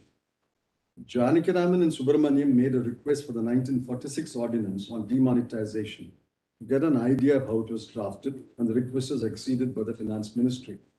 The draft ordinance was completed and scheduled. It was then finalized and sent for the signature of the President of India in the early hours of 16 January.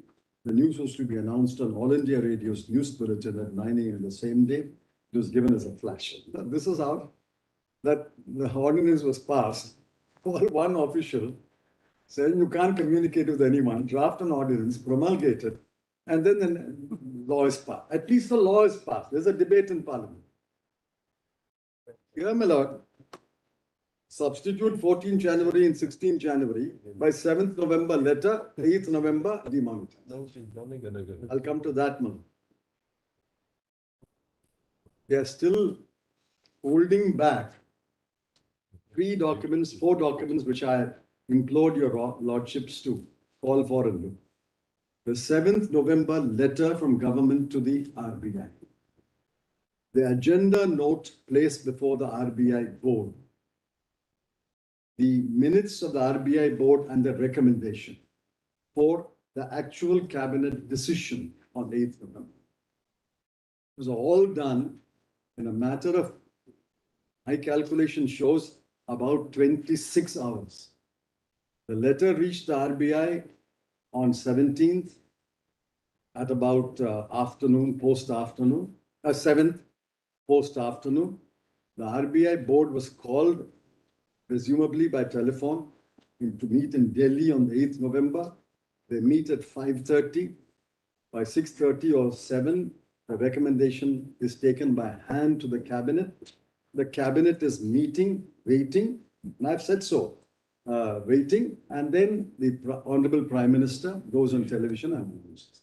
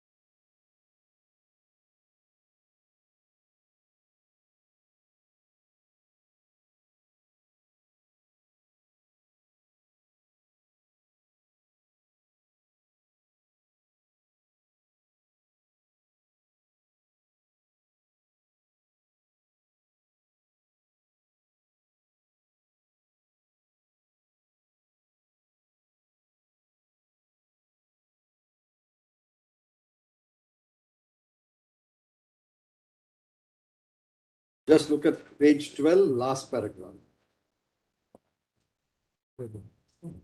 Yes, we have. On the day following demonetization, two noted economists, Professor C.N. Vakil and Dr. Brahmananda, expressed the view that the measure would not have had any enduring effect on money supply, prices of necessities, and problems like low savings, acute poverty, unemployment, and industrial relations, as the high denomination currency notes formed only a small proportion of the total money supply.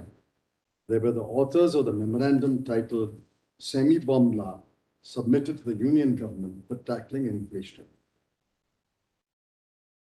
Now, kindly see how the board should meet. There are regulations framed, next page, regulations framed called Reserve Bank of India General Regulations, which govern the meeting of the Central Board of the RBI. Kindly come to Regulation 8 in Chapter 3 at page 17.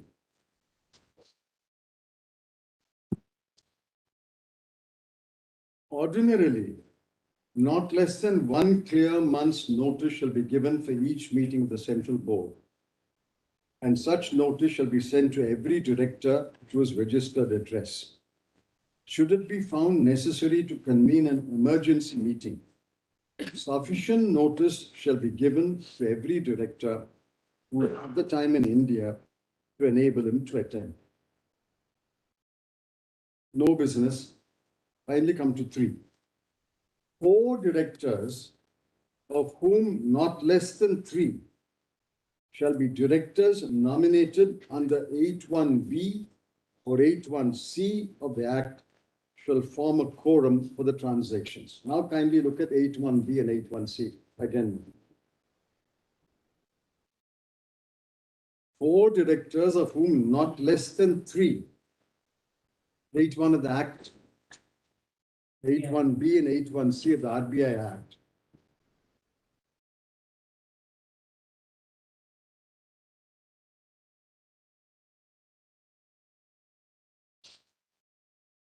not less than 3 shall be directors nominated under 8(1)(b). 8(1)(b).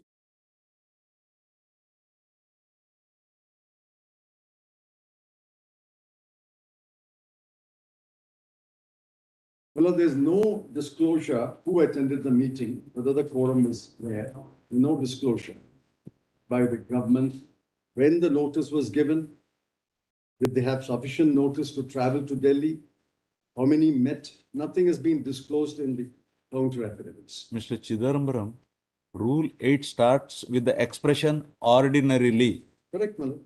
Yes. I'm not disputing, but quorum is not ordinarily, quorum is mandatory. 8(1) notice of 1 clear month is ordinary. Emergency meeting, sufficient notice. 8(3) is a mandatory quorum. 4 directors shall form a quorum. Yes, yes. That is not ordinarily. They have to disclose who attended the meeting. Sufficient notice to give every director in India to enable him to attend. That is an emergency meeting. Let's assume this is an emergency meeting. We should give time to people to attend. And how many attended? Then, my lord. That's all.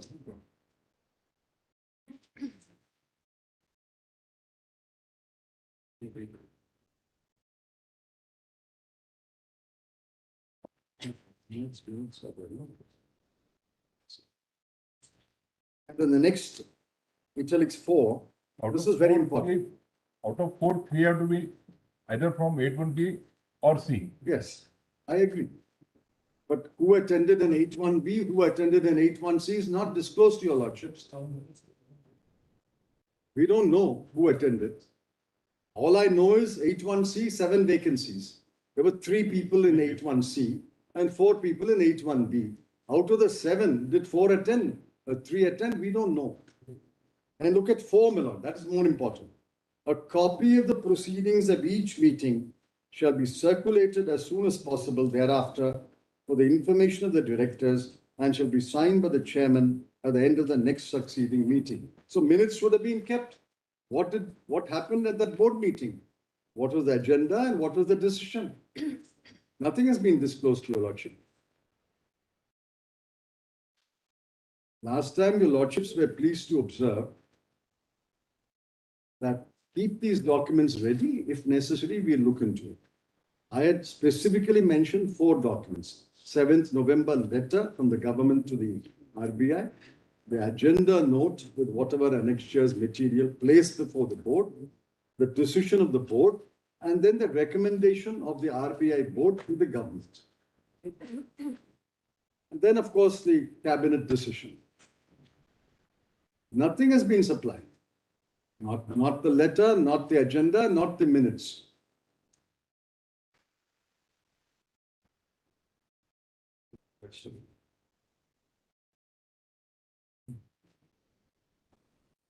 Therefore, my lord, I have completed my second submission that such a power is not available in 2016.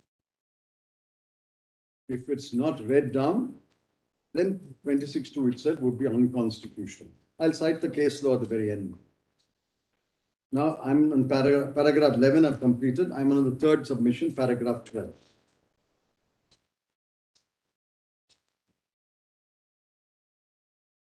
The decision-making process in the present case was deeply flawed.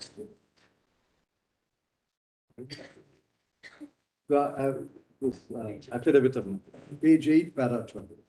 The decision-making process in the present case was deeply flawed and can be judicially reviewed by this honorable court. Contrary to the scheme and procedure contained in section 26(2), the process was actually reversed. The roles of the RBI and the government were reversed, and I'll show from their own affidavit. On a plain reading of the language of 26(2), there is only one procedure that can be followed, and the procedure was mandatory. Now, kindly keep in mind, sole authority for currency notes is the RBI. 22, 23, 24, 25, and 26 of the Act. The proposal for demonetization must be initiated by the RBI. This is my submission. the Central Board of the RBI must make a recommendation. It is implicit that the Central Board, consisting of members specified in Section 8 of the RBI Act, would consider all relevant material, weigh the pros and cons, consider the impact on the people of the country and the consequences on the economy before making a recommendation. Upon receipt of the recommendation, the central government may take the decision to declare certain currency notes as no longer legal tender. The use of the word may means central government, after considering the matter carefully, may accept the recommendation or reject the recommendation. Since the central government has the option to either accept the recommendation or reject the recommendation, it is implicit that the central government must apply its mind, take into account all relevant factors, eschew irrelevant factors, consider the impact on the people of the country and the consequences to the economy before taking a decision.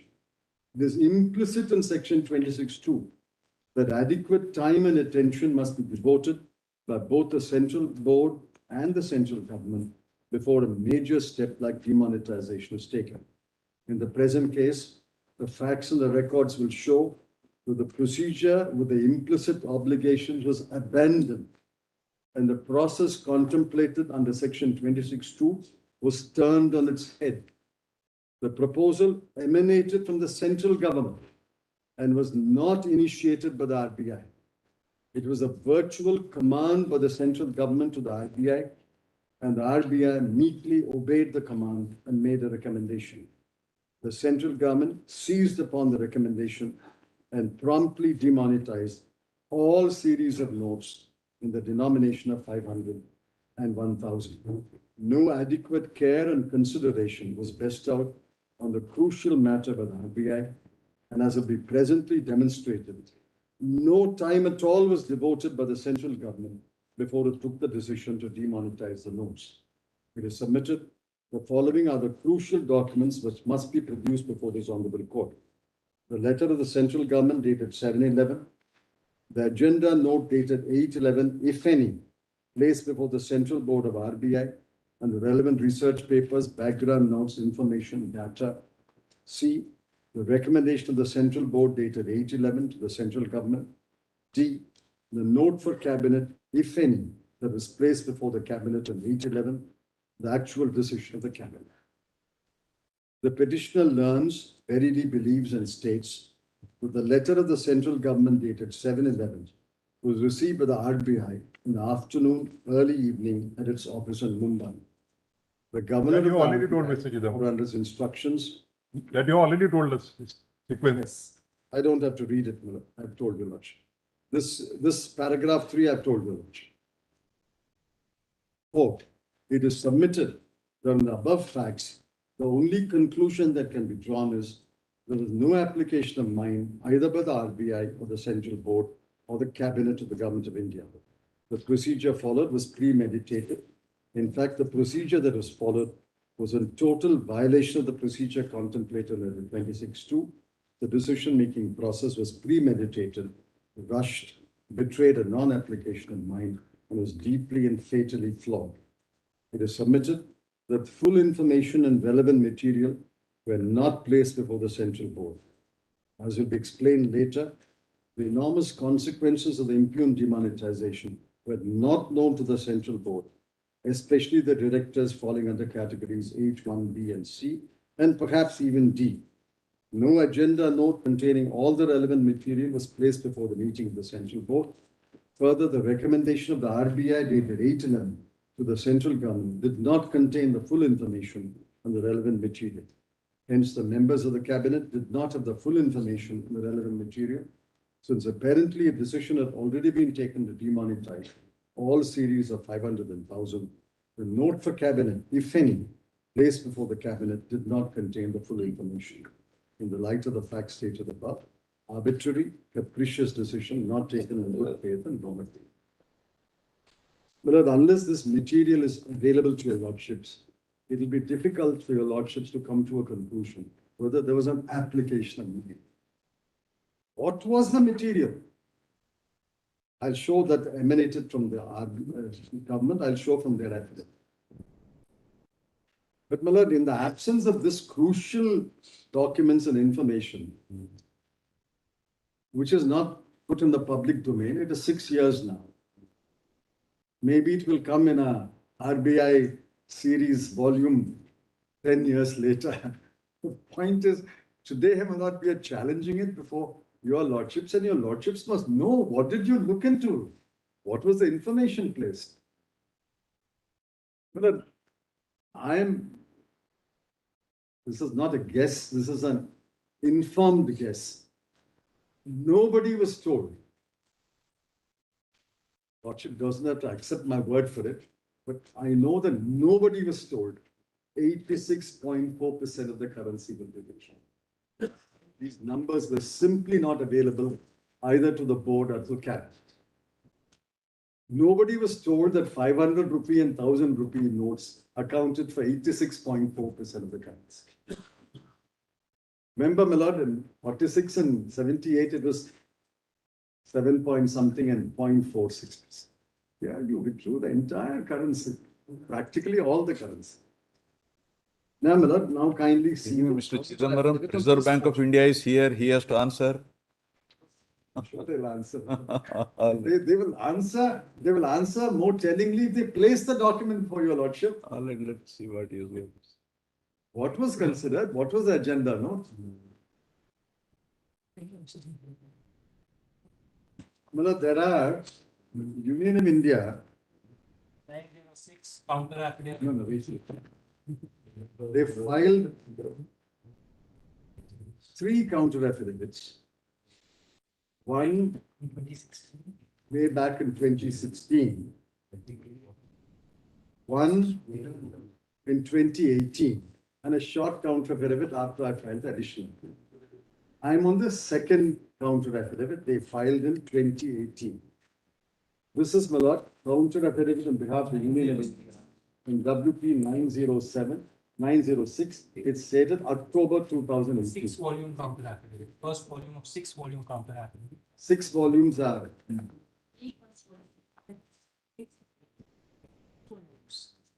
Volume 1 of 6. Page 30. Page 30, I'm reading from page 37.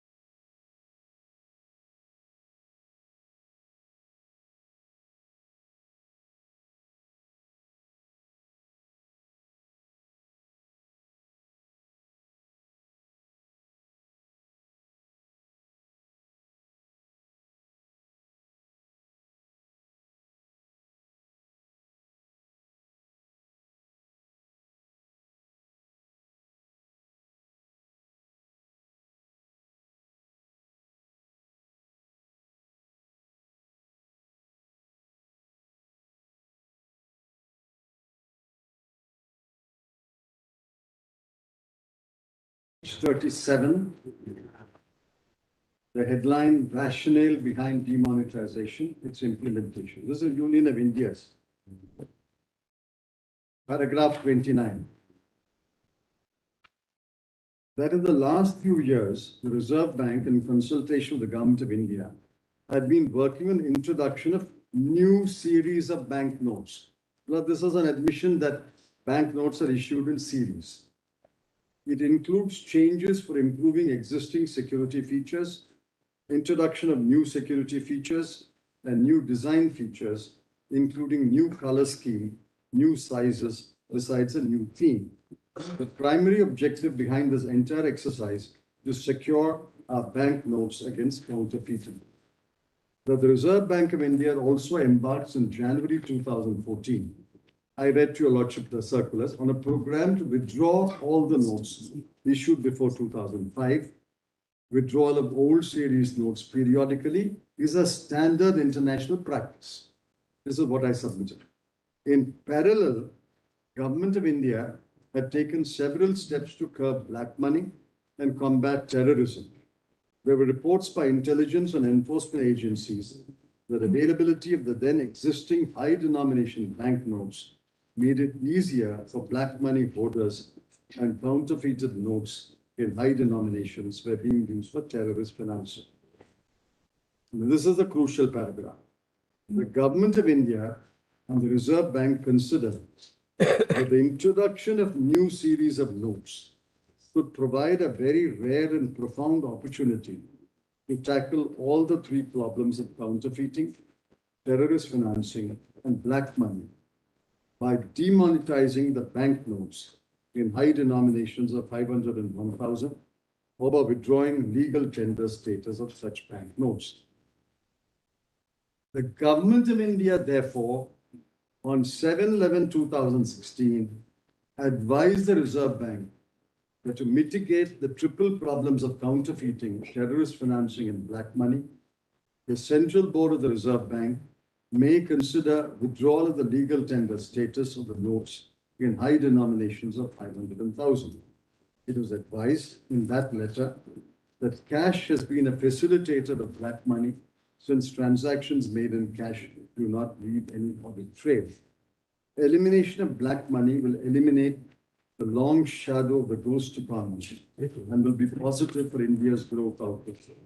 They also observe in the last 5 years, there has been an increase in the circulation of 500 and 1,000 notes and an increasing incidence of counterfeiting of these notes. There have been widespread reports of the usage of fake Indian currency notes for financing of terrorism and drug financing. The fake Indian currency notes have their origin in a neighboring country and pose a grievous threat to the security and integrity of the country. Hence, the government recommended that the withdrawal of the legal tender character of these notes is apposite. The Government of India advised the bank to place these matters immediately before the directors of the Central Board consideration in terms of provisions of 2016. But stopping here, it's very clear. Government advised, government recommended, government advised the RBI to place these matters in. It started with the government. They don't say anything to the contrary. Then para 34. The Central Board of the Reserve Bank met on 8/11 to consider the government's advice. The board was informed that a summary measure with high and lasting impact in the form of withdrawal of legal tender character of these high denomination banknotes to contain the menace of government notes, mark my lord, was proposed by the government. RBI board was informed that this step is proposed for the government. It is also presented that such a proposal could not have come at a more opportune time than coinciding with the introduction of the Mahatma Gandhi new series of notes. With these, the existing bank notes can be summarily withdrawn and the new design notes with more counterfeit resistance features be introduced. Thereafter, Government of India, on the recommendation of the Central Board of the Reserve Bank, withdrew the legal tender status of banknotes of 500 and 1,000. Since secrecy and confidentiality were the critical requirements of this decision-making process, preparations for arranging banknotes of new series in full measure was impossible. Therefore, when schemes started, the demonetized banknotes could be exchanged with new available banknotes, along with a continuous supply being made from the bank note printing presses. Reasonable restrictions on withdrawal were put in place based on the availability of stock of currency notes of various denominations, past utilization pattern, and considering the needs of the common persons so that the hardships are minimized, keeping in view equitable distribution of available cash. These restrictions were only on cash withdrawals, etc. The rest a lot about the scheme. It's absolutely clear, in my respectful submission, that the original recommendation came from the government. It is described by the government as advice. It is described by the RBI as a proposal from the government. And on that, the RBI acted. This is reversing the process. It cannot start with the government. The government does not have the kind of information and data required to gauge the intolerable or disproportionate burden it will place on the people. Only the RBI, as a sole authority on currency,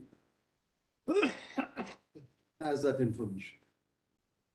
Nobody in government has the up-to-date information about the value of currency in circulation in each denomination, how much is of the banks, how much is of the public, and in what denomination, what currency is there. Nobody has that information. It is a dynamic information. It is collected every day by the RBI and published, my lord, once a week in the weekly supplement. The government does not have that information. Besides, my lord, the impact on the people is not available to the government. It's certainly not available to anybody outside the finance ministry. Within the finance ministry, it will be available to a small number of officers and the minister. It's certainly not available to the cabinet.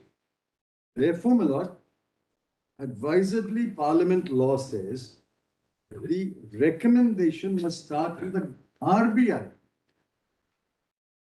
Then RBI must justify its proposal. Government is the authority to take a decision after having all the full information. Well, according to me, this implies the following obligations. One, I've said so in affidavit. One, it requires data and material with the RBI in the form of an agenda note placed before the board. But today, they have filed 6 volumes of data before your lordship. What was the data placed before the board? The board has got laymen. Laymen means in the sense that they are experts in their field, but they are not familiar with monetary economics or currency. They are not familiar with that. They must be told what is the information you have. Then, my lord, that requires time to collect the data, time to draft the note and place it before the board. Then the RBI board must have time to reflect on it. It can't be called at 5:30 and asked to take a decision at 6:30. Where is the time for reflection?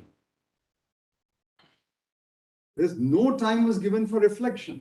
The board met at 5:30 and the recommendation went at 6:30. I've asserted it, and that ties up with the information available in the public domain, because the cabinet decision was announced at 8 o'clock. So they had less than an hour to digest all this information and make a recommendation. Thirdly, my lord, the government must have that information and must reflect on the information. Where was the reflection?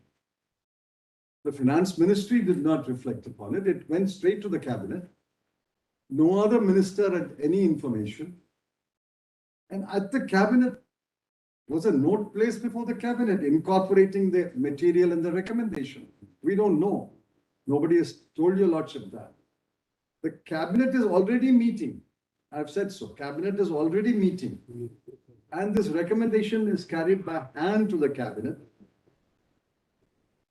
And my lord, evidence in the public domain shows that the decision was taken. The cabinet ministers were asked to stay back in the cabinet room while the Prime Minister went for a broadcast, telecast. The telecast was pre-planned because on 8 p.m., all the channels broadcast the speech. All the channels, every language channel broadcasted at 8 o'clock. Therefore, my lord, it was booked in advance that the Prime Minister will address you. Obviously, when the Prime Minister addresses, it is a duty of every channel to broadcast it, and to the extent possible, a duty of every citizen to listen to the speech of the Prime Minister. So 8 o'clock, the Prime Minister announces that effective midnight today, 500 and 100. What is the deliberation? What is the reflection? Is this the decision-making process? If this decision-making process is upheld, my lord, it will mean chaos in future. Adequate secrecy is important. I'm not denying that. But secrecy coupled with reasonable devotion of time and mind to the issue before you.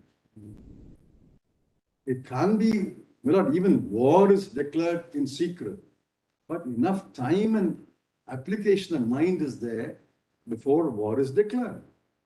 It is not in public domain. Okay, Pandava? Such information or such preparation is not in a public domain. I'm not saying it is in the public domain, but it must be in the domain of the board. The board must have information. The cabinet must have information. It can't be it can't be in 24 hours. Well, I would implore you. History repeats. In 1978, Janaki Raman. Yes. But there at least there was a post facto legislation in Parliament. Replaced by ordinance, replaced by a debate, and that technically Parliament could have overturned the ordinance also, or amended the ordinance. The same, they were preparing Janaki Raman and Subramanian, they drafted the ordinance. It was signed in the morning, Ordinance. and 8:30 it was published. Yes. In a speech at All India Radio. Correct. But at least it's backed by legislation subsequently. The Parliament must have debated it. So ratification of the Executive Act by the Parliament. No, but it can turn it down also. Technically, it can turn it down. In 1978, my lord, there was no certainty any law will pass. The Lordship recalls 1977 to 79. There were two governments. One was replaced by the other. They were speaking in different voices. So in 1978, there's no certainty an ordinance will be ratified or passed. Be that as it may, what is the material place? What is the application of mind? What is the deliberation? That must be disclosed. Therefore, the inference is it was all premeditated and it was pushed through in less than 24 hours.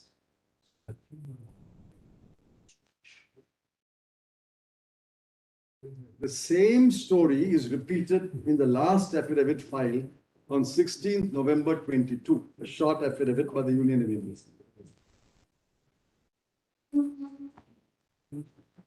Even after we point out in our 5th November affidavit that there is no deliberation, no application of mind, not enough time, not sufficient mind applied, they reiterated.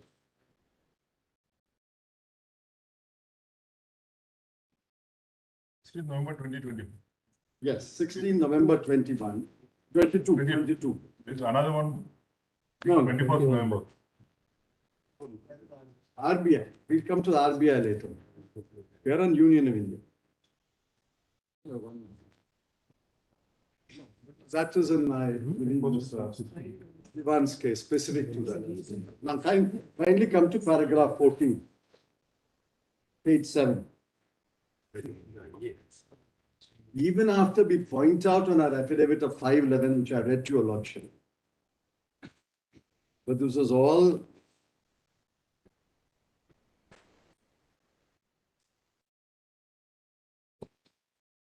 finally come to paragraph 14. The steps taken towards this have been recaptured by the affidavit filed by Union of India, YD paragraph 31 to 34 at pages 38 to 41, which are what I read to you. They reiterate. Then they say,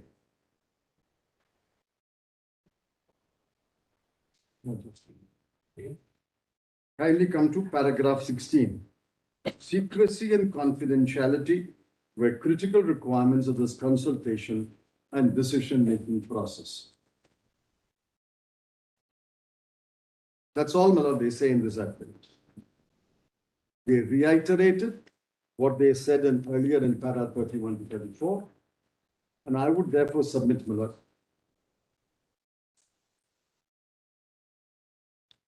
I would submit my ground paragraph 12.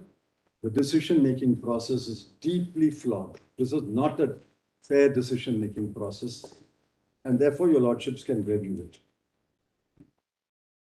Then paragraph 13, my fourth ground. Paragraph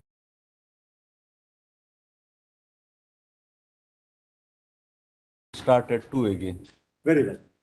Your lordship may record my statement that the demonetization is as per the Reserve Bank of India Act 1934. There is no irregularity or illegality. We'll consider, let him complete the argument. Only 1 week time may be given to the present petitioners to deposit the bank a small amount of 30,000 in their respective bank. My lord. Wait, sir, we are in the midst of argument. Please wait. As your lordship, yeah. Please wait. Grateful, my lord. Grateful, my lord. We are grateful, my lord.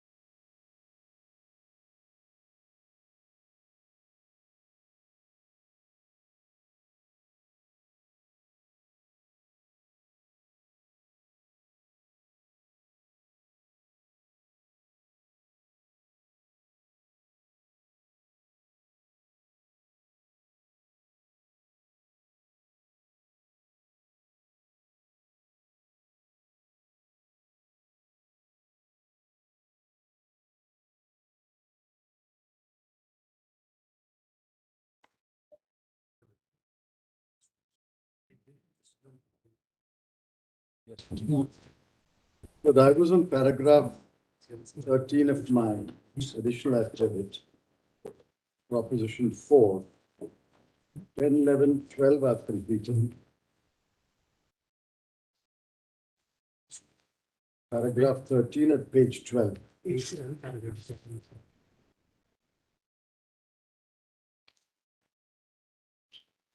The recommendations of the RBI for demonetizing 500 and 1,000 rupee notes did not consider relevant factors and eschewed irrelevant factors before making the far-reaching recommendation. The consequences of demonetizing all series of notes were not considered by the central board, the RBI, or the government. As a result of demonetization, 86.4% of the currency value was declared no longer legal tender.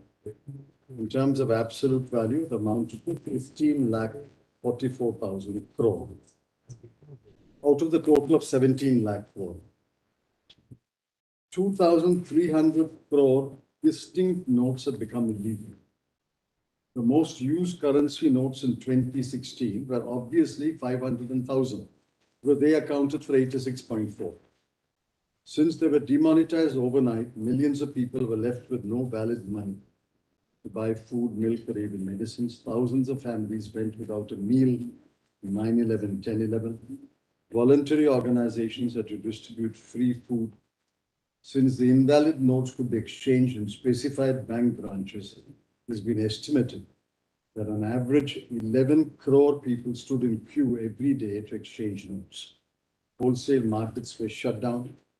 Village fairs or shanties held once a week were stopped. Retail outlets reported a calamitous drop in sales. Industrial hubs like Tirupur, etc., came to a complete halt. Wages were not paid for several weeks.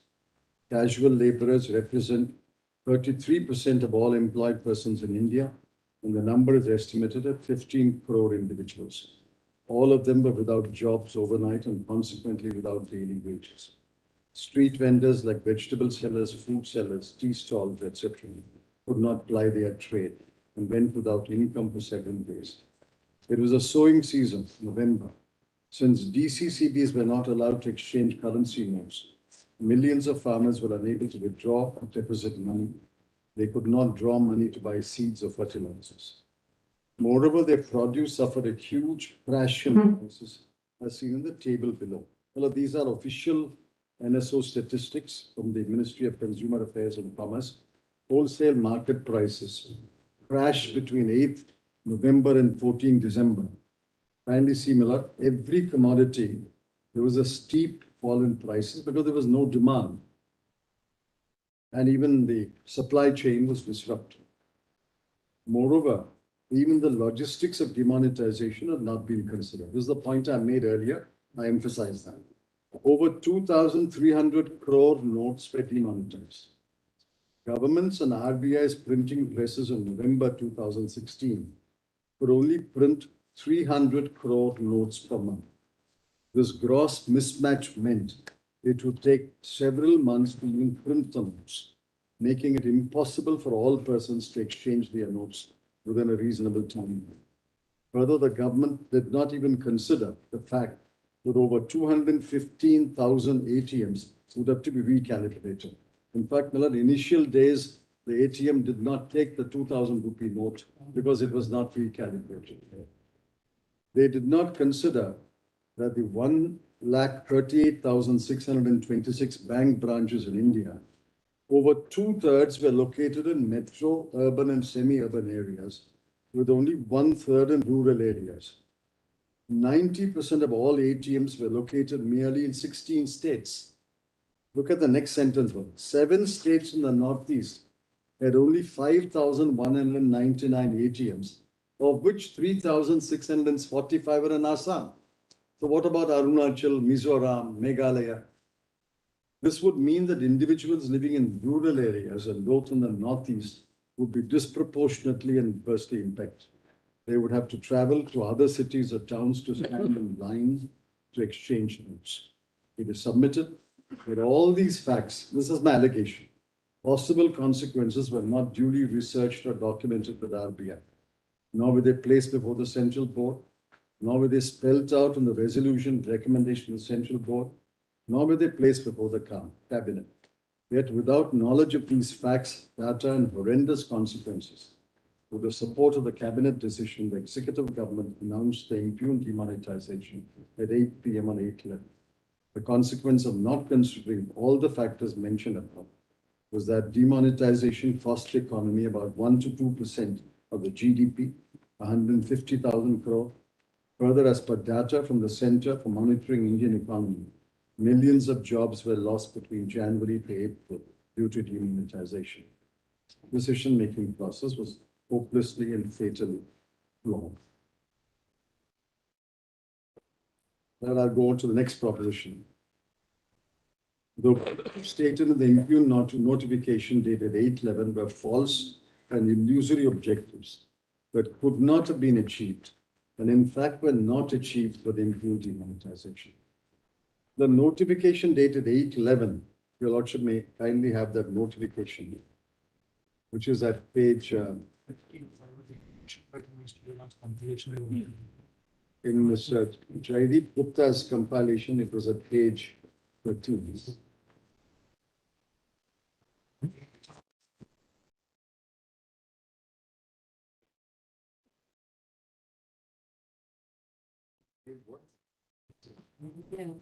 It was at page 6 of Mr. Gupta's compilation. We see the objectives.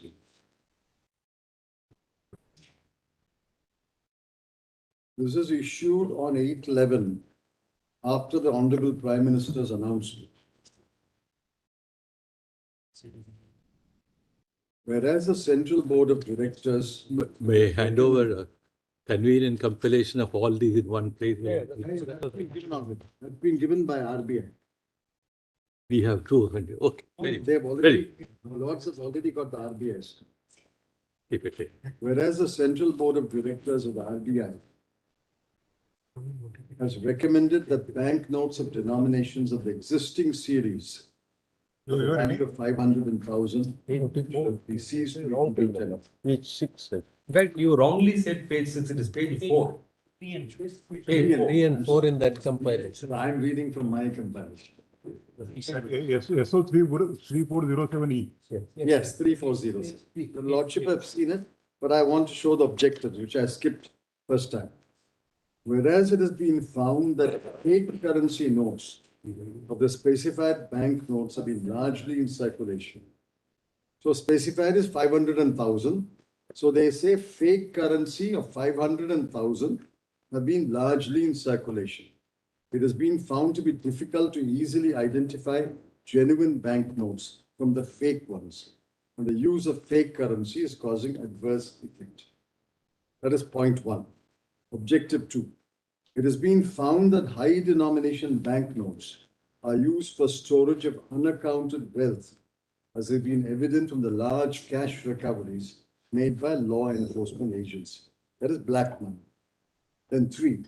Whereas it has also been found that the fake currency is being used for financing subversive activities such as drug trafficking and terrorism, causing damage to the economy and security. After due consideration, decided to implement recommendations of the board. So 3 objectives: fake currency note in 500 and 1,000, unaccounted wealth in 500 and 1,000 rupee notes, and third is that fake currency in 500 and 1,000 is used to finance terrorist activities. Now kindly look at the facts.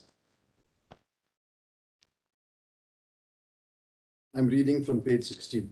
It is submitted each one of these objectives was false. None of these objectives could have been achieved, that were in fact not achieved by the impugned demonetization.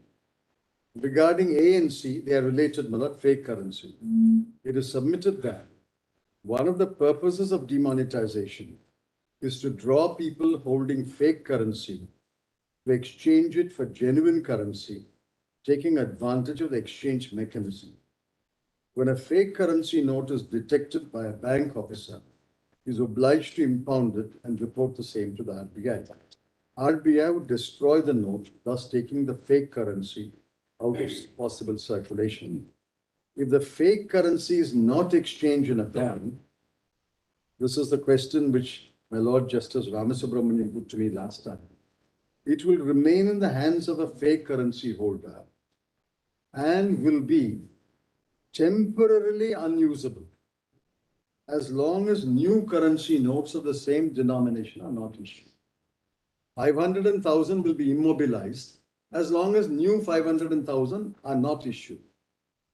However, it is universally accepted that the quantity or value of fake currency actually detected and impounded by the banking system, RBI, is a measure of the extent of fake currency.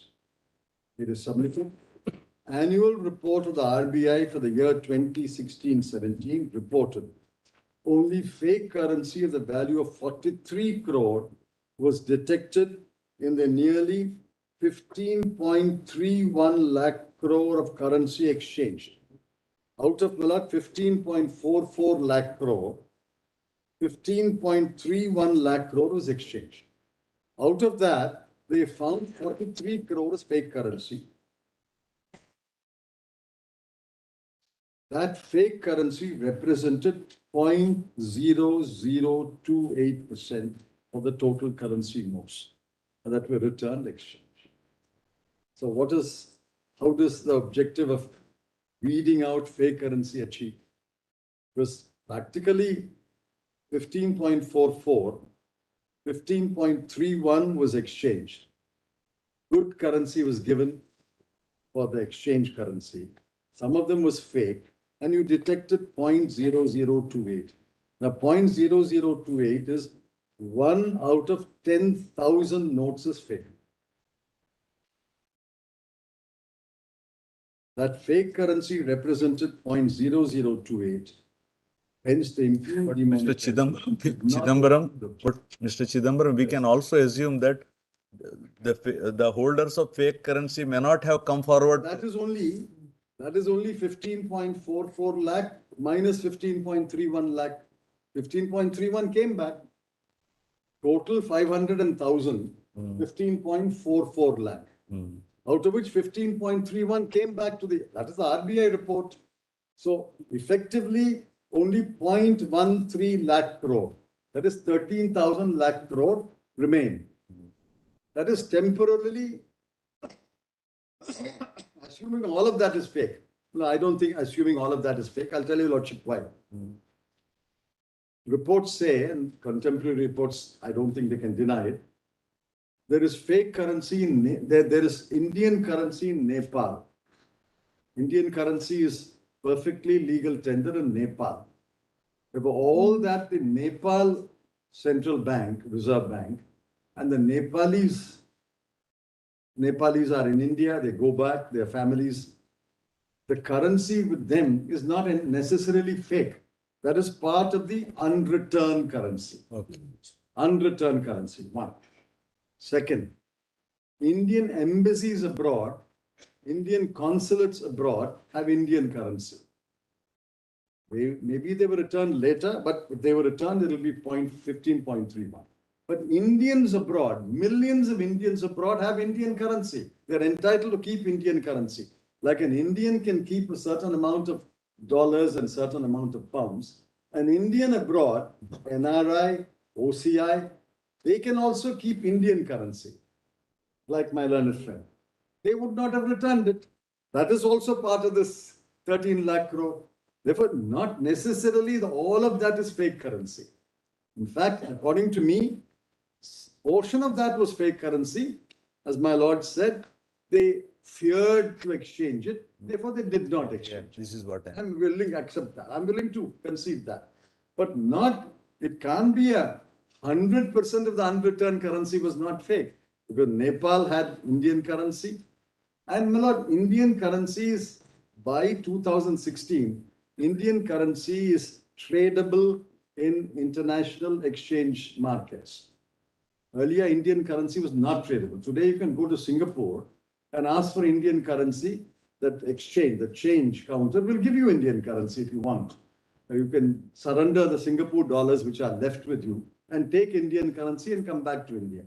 So Indian currency is in the hands of legitimate people And all that currency is not fake currency. All that is legitimate currency. Indians abroad, NRIs, OCIs, Indian embassies, consulates, Nepal. In fact, the biggest amount of, in fact, the Nepal Reserve Bank wrote back to our bank saying, we have so much currency, what do we do? And then they found a mechanism, etc., etc.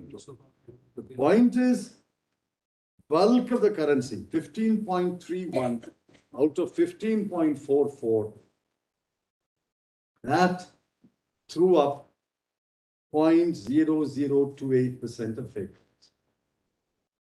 Then fake currency notes that were not exchanged were presumably in the hands of fake currency holders. My Lord Justice Nazir said, we'll accept that as a possible event. They were temporarily immobilized because no fresh 500 and 1,000 rupee notes were issued by the government. However, soon after demonetization, new 500 denomination notes were issued by the government, and fake currency with a value of 500 and 2,000 again came into circulation. In fact, the Indian Express quoted a senior TRI official who said that while fake currency seized before demonetization was of low quality and easily identified with the naked eye, the quality of fake notes considerably improved post-demonetization, making it harder to spot. Thus, the so-called objective of detecting, impounding, and destroying fake currency notes hopelessly failed. One of the stated objectives was that fake currency had to be eliminated because it was financing subversive activities such as drug trafficking and terrorism. It is common knowledge that despite the impugned demonetization, drugs are being traded extensively. Throughout Punjab, it's being traded extensively. In fact, chief ministers have said it, ministers have said it, that Punjab is becoming a conduit for drug trafficking from the triangle. Nobody's case that by demonetization you eliminated drug trafficking. It is also common knowledge that terrorism is not abated. Only last week there was an international conference on terrorism, and the Honorable Home Minister said we must set up a NMFT, a separate agency to deal with financing of terrorism. NMFT, financing of terrorism, NM stands for new mechanism for to combat financing of terrorism. And then please read on, Miller. There is no evidence, there's only fake currency that was financing these subversive activities. New 2,000 rupee notes were found on the bodies of 2 terrorists killed in an encounter in Bandipora on 22nd November 2016. Hence, the stated objective also hopelessly failed. Well, terrorism can be financed by genuine currency as well as fake currency. By weeding out the fake currency by demonetizing, you're not stopping the financing of terrorism. Then the third objective was that, well, this, according to me, is the most amusing objectives in the light of what happened. The third objective was that people with unaccounted money were storing their unaccounted wealth in high denomination notes. Assuming this to be so, the Lordship recalls Dr. C.D. Deshmukh's statement, people don't store their black money, black wealth in currency notes stuffed in pillowcases and cupboards. The Lordship saw that statement. It is usually put in real property or gold or other things. Eliminating black money had not been returned to the banking system. In fact, the then learned Attorney General told this Honorable Court, bench presided over by the Honorable Chief Justice, Justice Thakur, that the government expected demonetized currency notes of the value, 3 crore is wrong, 3 lakh crore. Learned Attorney General said 3 lakh crore will not be returned, and that will be a windfall to the government. It was said in open court, it was reported in all the newspapers. However, according to the annual report of year 2017-18, Lord, I would request your Lordship to underline these numbers. Rupees 15,44,000 crore by value of demonetized notes. Rupees 15,31,000 crore by value were actually returned to the banking system. Thus, nearly 99.3% of the demonetized notes were returned, whether they represented storage of accounted wealth or unaccounted wealth. The inescapable conclusion is that practically all allegedly unaccounted wealth of black money stored in 500 and 1,000 rupee notes were exchanged, and the holder received valid currency notes, or what may be called white money. In fact, there has been commentaries which said that the demonetization exercise turned out to be a clever money laundering machine which allowed holders of unaccounted wealth to convert their wealth. But if every note has been exchanged with new notes, what is the black money you detected by this system? 99.3 was exchanged. So you didn't detect any black money out of this exercise. Further, to facilitate this exchange of money, several brokers sprung up who offered to exchange demonetized note for a price. The Lordship again recalls Dr. Deshmukh's caution that all that will mean is people will start exchanging note for profit or loss. Broker will come in, and this is exactly what happened. Brokers came in and took your 100 rupee note, gave you 80 rupees, and he found a way to exchange the 500 rupee. He gave you 450 rupees. He found a way to exchange the 500 rupee note. His profit is 50. Then immediately after, this is the most amusing part which I've never understood. Immediately after demonetization, government introduced for the first time 2,000 rupee notes. If the objective was to eliminate unaccounted wealth black money stored in 500 and 1,000, there was little sense in introducing 2,000 rupee notes.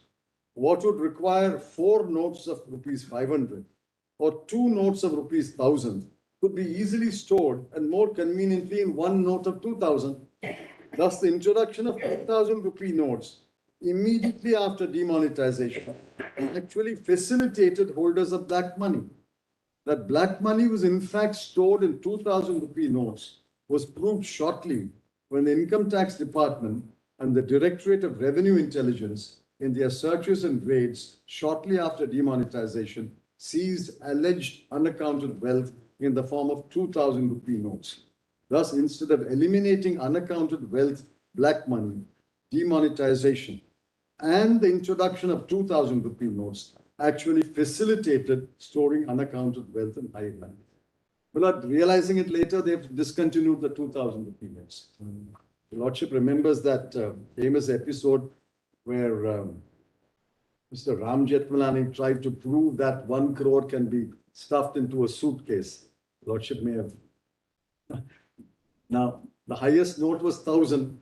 Now today, with 2,000 rupee notes, he can store it in half a suitcase. What is this? What is this logic of 2,000 rupee notes when you're demonetizing 500,000? Now I am occupying that house, but I did not find one.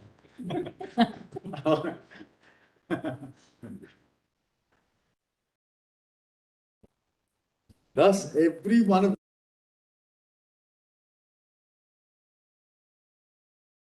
help and bribery, as bribes could always be taken in new notes. Well, again, I'm quoting an example.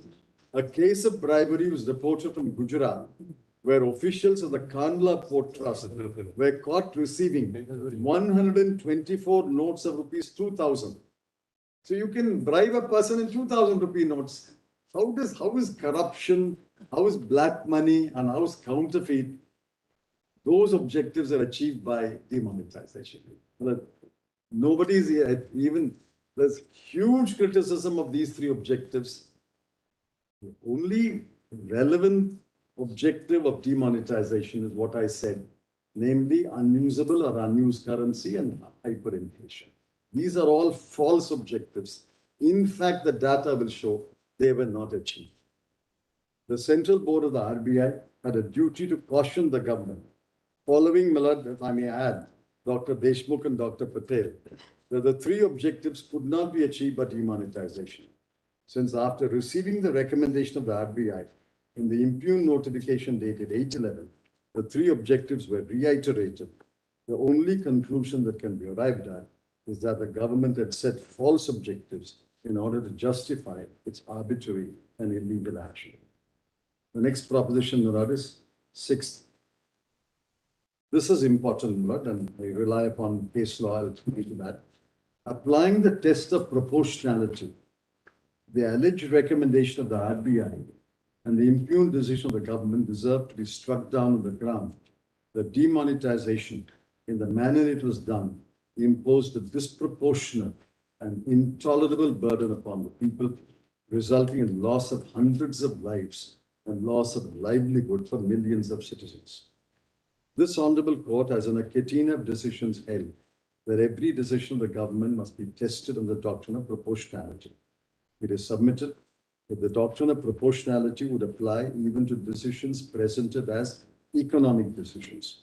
It is submitted that judicial review extends to reviewing economic decisions by applying the well-known test of judicial review, including the test of proportionality.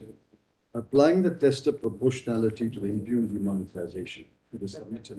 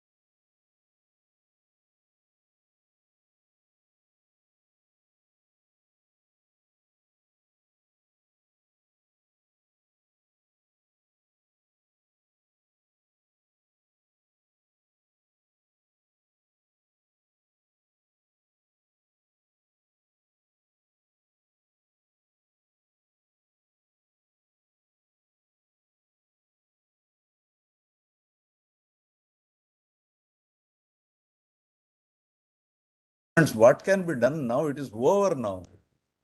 First point we appreciate. Of course, 26.2, you want to say it won't come under 26.2. Yes. That is your legal argument. We will consider that. Yes. All the other points are all relating to past events, which is over now. Correct, but the law. That's why you remember at the threshold, we said whether the writ petition survive. Lordships have said, and I'll justify that submission. You will state the law. Please state the law. What is 26.2? What is the limit of its power? And what are the matters that should be taken into account? If your lordships hold that this decision, this process was flawed, material was not considered, that itself is good enough so that they will not embark upon such a misadventure in future. Lordship, I'll cite case law for that. The lordships have held that you can declare the law, even if no immediate relief can be granted to all the petitioners. But in the case of Mr. Diwan, if your lordships accept our argument, your lordships will consider giving relief to him.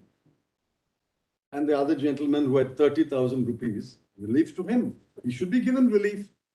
Why should he be denied relief? 99. We were discussing about 30,000 because we heard that argument several times about 30,000. We said 6,000 each we will contribute and 99.3% of the notes were exchanged. or attorney will may offer. He stood up. My learned friend can offer more. Why should you deny it to the people with 30,000? What was your 1 lakh? 1,61,000. Why should he be denied? Then you will have. 99.3 has come back. No, only thing it's only thing what we were actually looking at was maybe your argument to say that 26(2) not followed Yes. the procedure that was required to Yeah. be followed. On that, we'll have to state whether that has been followed or not. Now, supposing that procedure was followed, I mean, at least that was my thing. Supposing we accept that that procedure was followed and it was done for the same reason and the object was not achieved. So object wise, what we feel is that may not be very relevant. But whether they followed 26(2), as you rightly say, to come to a conclusion, and if it is wrong, to lay down for the future Yes. to say that it had to be followed. But I'll be that may be satisfied with right. that. But for saying that these were the objectives and that has not been achieved may not be much relevance is what. Well, it may not be relevant. Why I'm putting forward these objectives is To say the this is what urgency, the that was, notification said. to say the urgency, this was not the reason. These are the objectives, then what did you consider? Correct. So what you say is 26(2) still for consideration, yes, that's. Firstly, whether 26(2) is limited, as I'm arguing, or is unlimited power. And assuming whatever the power in 26(2) was the process followed, the decision-making process. Correct, so that maybe to concentrate more on that would be better instead of saying the. But I'm just It one more failed. page, man. Instead One of more saying it page. failed, I'm just even if it done. failed, the procedure should have been followed is what you. I've just completed, Miller. It's only one more page. All right. But even if the procedure had been followed, this impact or adverse effect could have also happened. Not necessarily, Miller. If the decision-making process had been what it ought to be, and if they had taken into account all this data and material, they may not have, I'm saying, may not have withdrawn the 500 rupee note. So what you're saying, the expert advice which they would have received would have made them change. Like mind. Dr. Patel and Dr. Deshmukh said, this is not, why has there been no demonetization in any country that I know of in the last? Only with this hyperinflation they've demonetized. There's never been a demonetization. See, the effect or the impact of a governmental action Yes. cannot have any real bearing on its validity. No, man. Applying the test of proportionality, your lordship can say this was an unreasonable action. Your lordship may not be able to undo the effect of that action, but your lordships can say on applying the test of proportionality, this was an unreasonable action. In fact, my Lord Justice Ramasubramanian's judgment says exactly that. I'm strongly relying upon that judgment. Cryptocurrency, same government, same RBI. The court held, applying the test of proportionality, we don't accept this. Therefore, my Lord, I will be satisfied if your lordships agree with me, if your lordships are pleased to agree with me, that 26(2) is a limited power. If you want to demonetize all the series, you must have separate legislation. Number two, assuming under 26(2) you have the power, the decision-making process must be well documented, followed strictly in letter and spirit. You can't have such an opaque, hurried, rushed, reversed process. This is a reverse process. This is standing on its head. Those are the two main submissions, proposition 1 and 2. I am satisfied, but other petitioners obviously will ask for relief. If your lordships accept that, then your lordships will have to consider here then whether they deserve relief even after 6 years. They've been waiting for 6 years to get some relief. They may get relief. Let me complete it, Miller. It'll take only 5 minutes. Middle of page 21. There was absolutely no justification to demonetize 86.4%. Caused enormous damage to the economy, placed an intolerable and horrendous burden. There were other means. This is important because this is one of the considerations which my lords have said, and that is also in that cryptocurrency judgment. You must consider whether there are other means to achieve the same objective, which ought to have been explored to achieve the objective of seizing and destroying fake currency and detecting unaccounted money, black money. It is obvious that no such alternative methods or schemes were examined either by the RBI or the central government.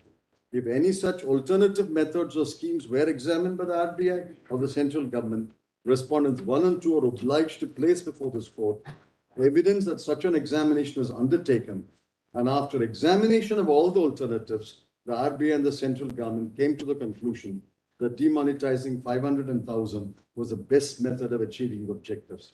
In the absence of such evidence, it is submitted, applying the test of proportionality. This honorable court should declare that the impugned demonetization failed the test of proportionality. Then, Millard, the last proposition. Despite the passage of time, this honorable court has the power to grant relief, including declaring the true meaning and interpretation of various provisions of the RBI Act. This honorable court has also the power to mold the reliefs. It is submitted in the following cases of this honorable court. It was held, despite the passage of time since the impugned decision, this honorable court can issue a writ of declaration in suitable cases. This power is available under 32, 141 and 142. And the two judgments, I won't cite them, I'll just read them here. One is Somaya Organics, 2001 5 SEC. And these are the two paragraphs. In the ultimate analysis, prospective overruling, despite the terminology, is only a recognition of the principle that the court molds the reliefs claimed to meet the justice of the case. Justice not in its logical, but in its equitable sense. As far as this country is concerned, the power has been expressly conferred by Article 142 and Para 37. Nevertheless, a law enacted without legislative competence remains in the statute book till a court of competent jurisdiction adjudicates thereon and declares it to be void. When the court declares it to be void, it is only then it can be said that it is non-est for all purposes. In synthetic chemicals, the invalidity of the provisions was a declaration under 141. It was for doing complete justice of the court in exercise of its jurisdiction under Article 142, molded the relief in such a way as to give its declaration prospectively. It is not possible to accept that such an order of prospective overruling is contrary to law. An invalid law has not been held to be valid. All that has happened is that the declaration of invalidity was directed to take effect from the future. If your lordships hold that the impugned demonetization of 811 was illegal, that will give content to my argument on round 1 and 2. And it will be a caution to the government in future, you can't do this. In future, you can't use this power because this power is not available to you. And 2, even if this power is available to you, you have to follow a fair and transparent procedure to reach that decision. In Odisha Cement held by this court, the declaration regarding the invalidity of a provision and the determination of the relief that should be granted in consequence thereof are two different things. And the latter sphere, the court has and must be held to have a certain amount of discretion. It is well-settled proposition open to the court of grant. In Golaknath, it is a modern doctrine suitable for a fast-moving society. It does not do away with the doctrine of stare decisis, but confines it to fast transactions. It is true that in one sense, the court only declares the law, either customary or statutory or personal. While in strict theory, it may be said that the doctrine involves making a law. What the court really does is to declare the law, but refuses to give retroactivity. It is really a pragmatic solution, reconciling the two conflicting doctrines, namely, the court finds law and that it does make law. It finds law but restricts its operation to the future. It enables the court to bring about a smooth transition by correcting its errors without disturbing the impact of those errors on the past transaction. It is left to the discretion of the court to describe the limits of retroactivity. There. Those are my propositions. And I'll wind up now with just some case law. Now, my lords, I've shown your lordship the government counter, page 31 to 34, of the counter of 2018, reiterated in the short counter of 2022. It candidly admits that the recommendation came from the government. It uses words like recommendation of the government, advice of government, proposal of government. it uses those three words. So it's absolutely clear that it emanated from the government to the RBI, and the RBI merely responded, in my view, meekly responded. Whatever they proposed, they accepted. And they said yes. Now, RBI has filed a counter. Doesn't take us very far, but I'm obliged to draw the attention of the Honorable Court to what the RBI has to say. There's an RBI counter. There are two affidavits that is being taken out. 2018 affidavit, sworn to by one Oaklal Cookie.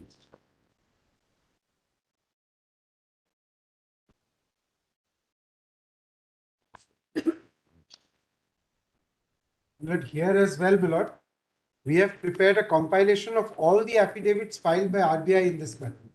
There are 4 such. In 4 matters, my lord, counters have been filed. My lord, all the counters are, my lord, collected in one compilation. It's page 41. Including the last one.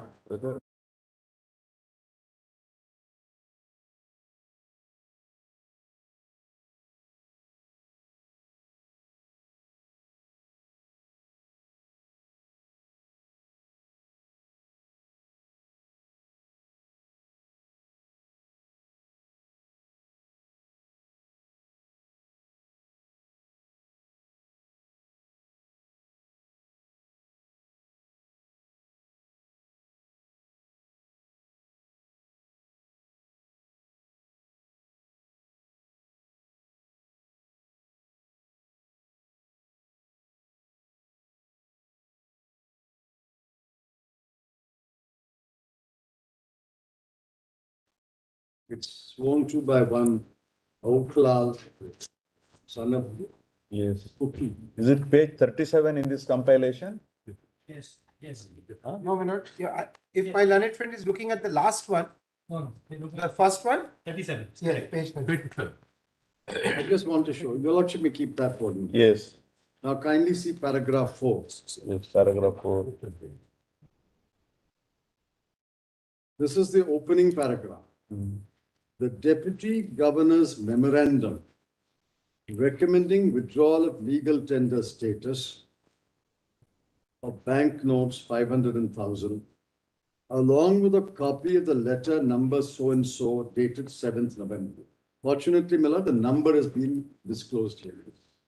The 7th November letter received from the Ministry of Finance, Government of India, and draft scheme for implementing the withdrawal was considered in the 561st meeting of the Central Board, which was held on 8/11, confirms at 5:30 p.m. So the meeting took place at 5:30. It was lasted an hour.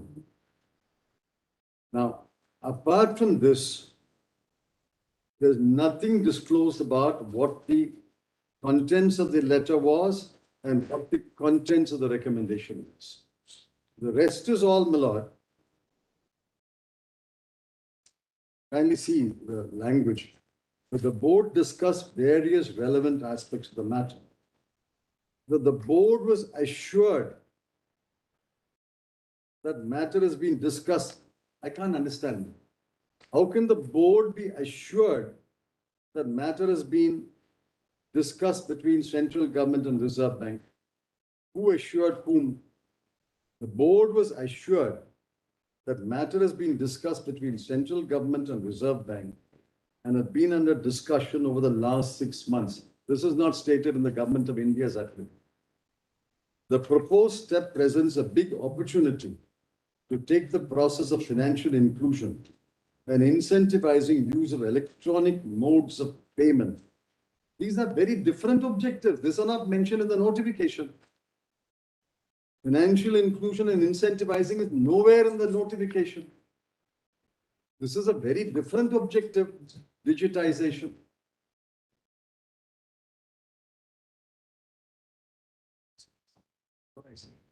There are 2 comments on paragraph 2. Government's affidavit does not say of any discussion over the last 6 months. Second, Financial inclusion and incentivizing is not the objective of the notification. Then, the board was assured that the government will take mitigating measure to contain the use of cash. Again, Milord, not an objective of the 811 notification.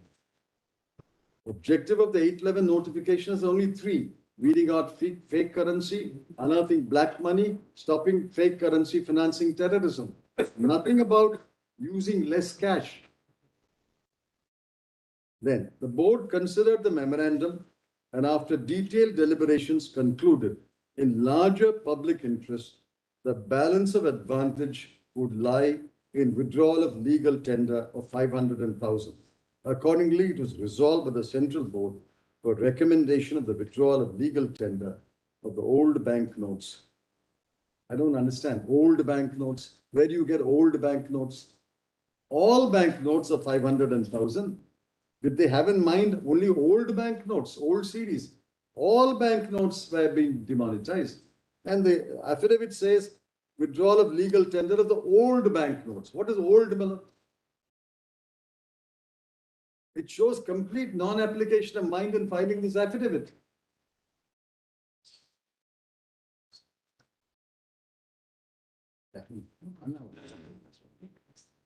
Highly similar. My comments are rather severe comments.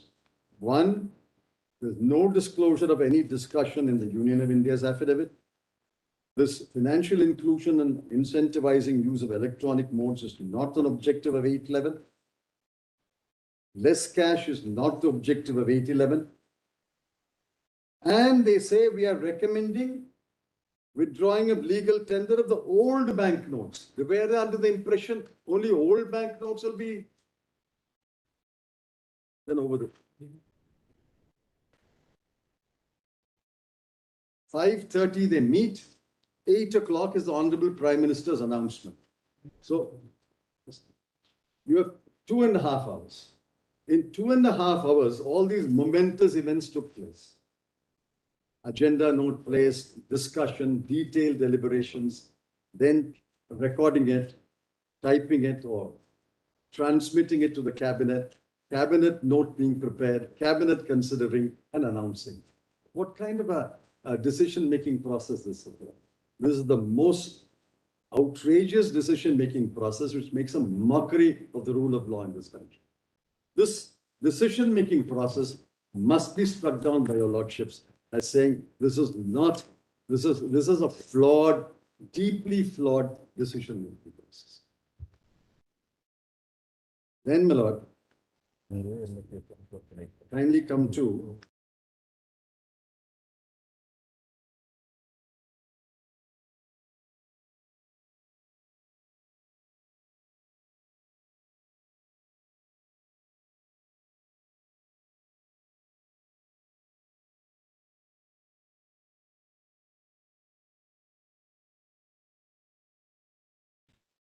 paragraph 21. Paragraph 21 is a long paragraph. Now, 21, over the page.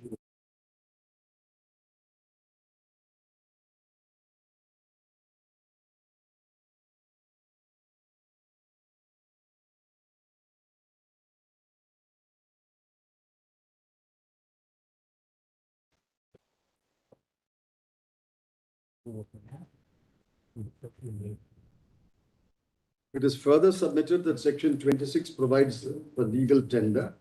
26(1), every bank note should be legal tender. Central government to declare that any series of bank notes of any denomination shall cease to be legal tender.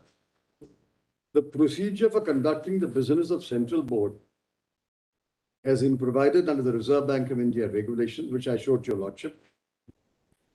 Central Board is Regulation 8. Committee, we are not concerned with committee, Regulation 10.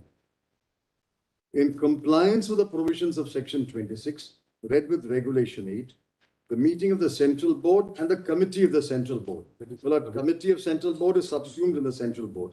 Of the answering respondent was held on 8th November at New Delhi, and a resolution was made.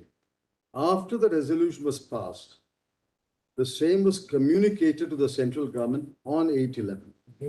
Thereafter, the central government by notification dated 8/11. All this happened in 2.5 hours. And they don't disclose who was present, who was absent, whether a quorum was there, what is the terms of the resolution. Nothing is disclosed.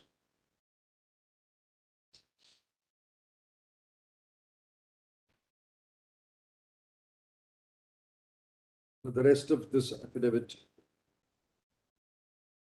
I'm not reading a lot, is all that about the measures they took to mitigate the hardship on people.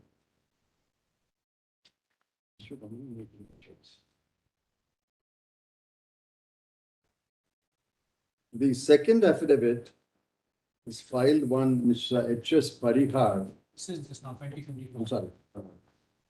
No. What is about 2020? Yes. Kuntal came.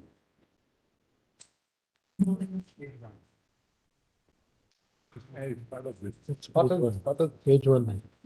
Page one. That's page one. Kuntal came. Kuntal came. One of the.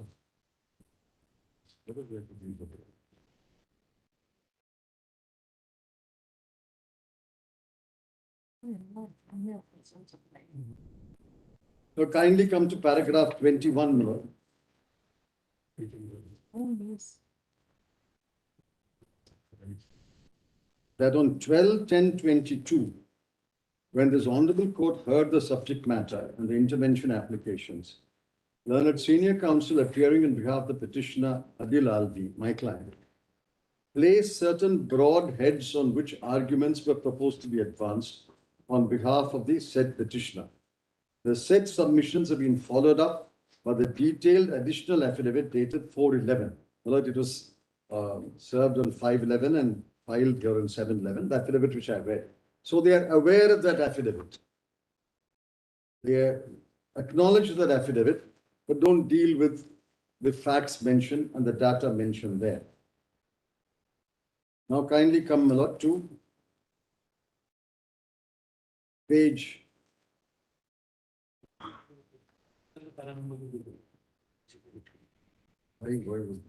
21. This is 23C, subparagraph C of paragraph 23. Page 21. Whether the decision-making process was flawed. It is reiterated that in compliance with the provisions of section 26, read with etc., meeting of the central board was held in New Delhi on 8th November. After detailed deliberation, board concluded larger public interest would lie withdrawing legal tender status of 500 and 1,000. The word old is missing here. Old was there in the original affidavit. Old is missing here. Currency notes in circulation and pass the resolution. After the resolution was passed, the same was communicated to the central government on 8th November.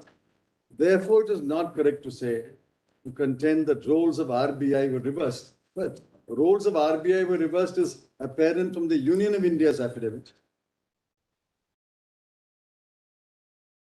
Then kindly come to D, Miller. It is reiterated that the board had discussed and considered various relevant aspects of the matter before passing the resolution at 8/11, recommending the withdrawal of legal tender of SPNs. These aspects include inter alia, counterfeit currency, black money. The next is not there, incentivizing the use of electronic mode, financial inclusion, etc., etc.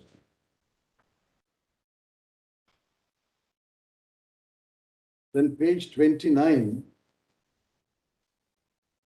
H. Letter of government dated 7/11, agenda note of 8/11 and recommendation 8/11, not in public domain. The mere fact that the aforesaid documents are not in public domain does not entitle the petitioner to seek any relief when the impugned notification issued by the government on cessation of legal tender notes clearly in its recitals, reveals the recommendation made by the Reserve Bank and also contains the objective of which the legal tender character is being withdrawn, as well as due consideration by the central government while deciding to implement the recommendation. Notification clearly records the findings being fake currency, high denomination for black money and fake currency. That's all.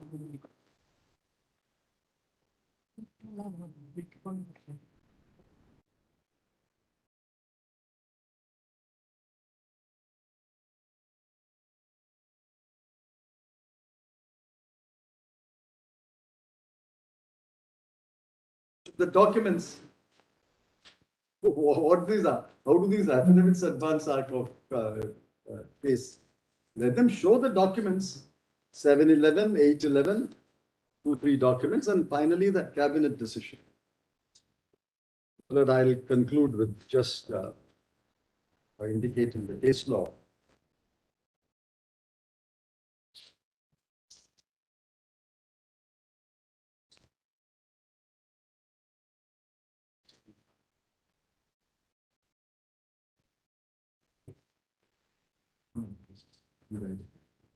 The first two decisions are that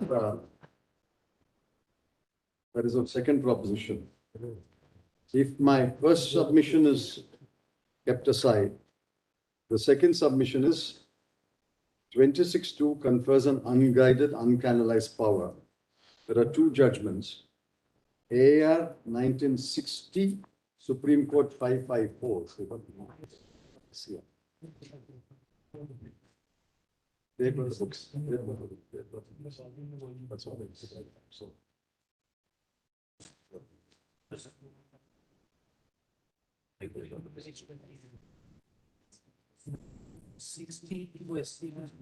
is 1960, Volume 2, SCR 671. AR 60, Supreme Court 554. A Constitution bench, my lord.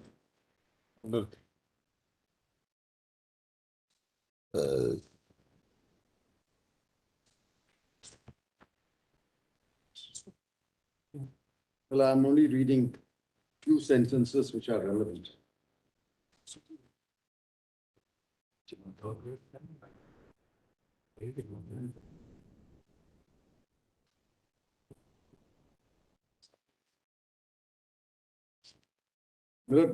Paragraph 31 contains the impugned provision of law. Paragraph 31.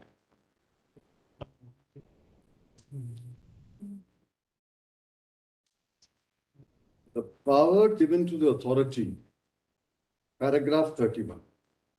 The power given to the authority under that provision is contained in clause D.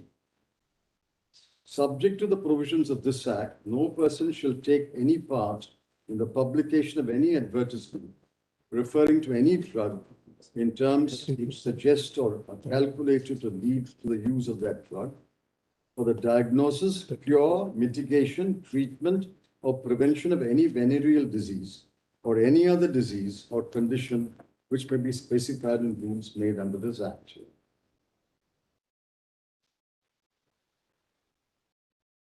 Now, the proposition of law is just above Miller. Kindly see paragraph 28. You are reading from SCR, I think. I'm reading from SCC. The morning compilation that we are given. I think AR, what you read is in para 32. Paragraphs are 32 in AR. 32.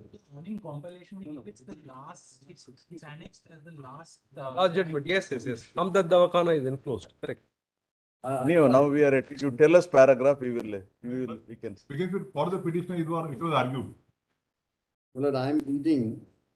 How does it begin? You must see the broadly. Paragraph which I read is paragraph 31, the power given to the. That is in 32. 32. Now I'm reading paragraph 28, which starts the third point raised. Para 29. Para 29. Now kindly come towards the end of the paragraph. The proper distinction there pointed out was this. Lordship gets the quotation.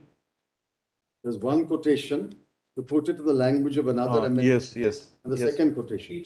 Yes. Yes, we have. No, I'm having both. So that we can adjust to. Very well. All right. The proper distinction there pointed out was this. The legislature cannot delegate its power to make a law, but it can make a law to delegate a power to determine some fact or state of things upon which the law makes or intends to make its own action depend. There are many things upon which wise and useful legislation must depend, which cannot be known to the lawmaking power and must therefore be subject of inquiry and determination outside the hall of legislatures. But the discretion should not be so wide that it is impossible to discern its limits. There must instead be definite boundaries within which the powers of the administrative authority are exercisable. Delegation should not be so indefinite as to amount to an abdication of the legislative function.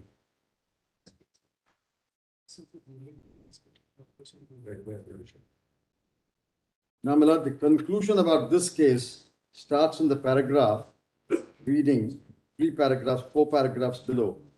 The interdiction under the Act. Yes, 34. 34. The interdiction under the Act is applicable to conditions and diseases set out in the various clauses, and to those that may, under the last part of Clause D, be specified in the rules. The first subsection of Section 16 authorizes the making of rules, etc. It is the first subsection of Section 16 which confers the general rule-making power, that it delegates to the administrative authority the power to frame rules and regulations to subserve the object and purpose of the Act. Clause A of the second subsection is merely illustrative of the power given under the first exception, that is subordinate management. Therefore, under subsection 2A also has the same object as subsection 1 to carry out the purposes of the Act. Consequently, when the rule-making authority specifies conditions and diseases in the schedule, it exercises the same delegated authority as it done when it exercises powers under subsection 1 and makes other rules, and therefore it is delegated legislation. The question for decision then is the delegation constitutional in that the administrative authority has been supplied with proper guidance? In our view, the words impugned are vague. Parliament has established no criteria, no standards, and has not prescribed any principle on which a particular disease or condition is to be specified in the schedule. It is not stated what facts or circumstances are to be taken into consideration to include a particular condition or disease. The power of specifying diseases and conditions as given in Section 3D must therefore be held to go beyond permissible boundaries of valid delegation. As a consequence, the schedule in the rules must be struck down, but that would not affect such conditions and diseases which properly fall within the 4 clauses of Section 3, excluding the portion of Clause D, which has been declared to be unconstitutional. In the view we have taken, it is unnecessary to consider the applicability of Baxter versus Way. We are of the opinion, therefore, that the words or any other disease or condition which may be specified in the rules made under this Act confer uncanalized and uncontrolled power to the executive and are therefore ultra vires, or they are being taken out, etc. Will not compare now 26(2). Any series, even a series of notes issued the previous day, that of course is an extreme example, but the extreme example illustrates the flaw in the way the section is worded. Therefore, I would urge your lordship to accept proposition 1, which would become a limitation on section 26(2), that any series means only any specified series. If you apply to all series, then there is no guidance at all. So the second case, second and the last case on this point is 1969 QSCC 166.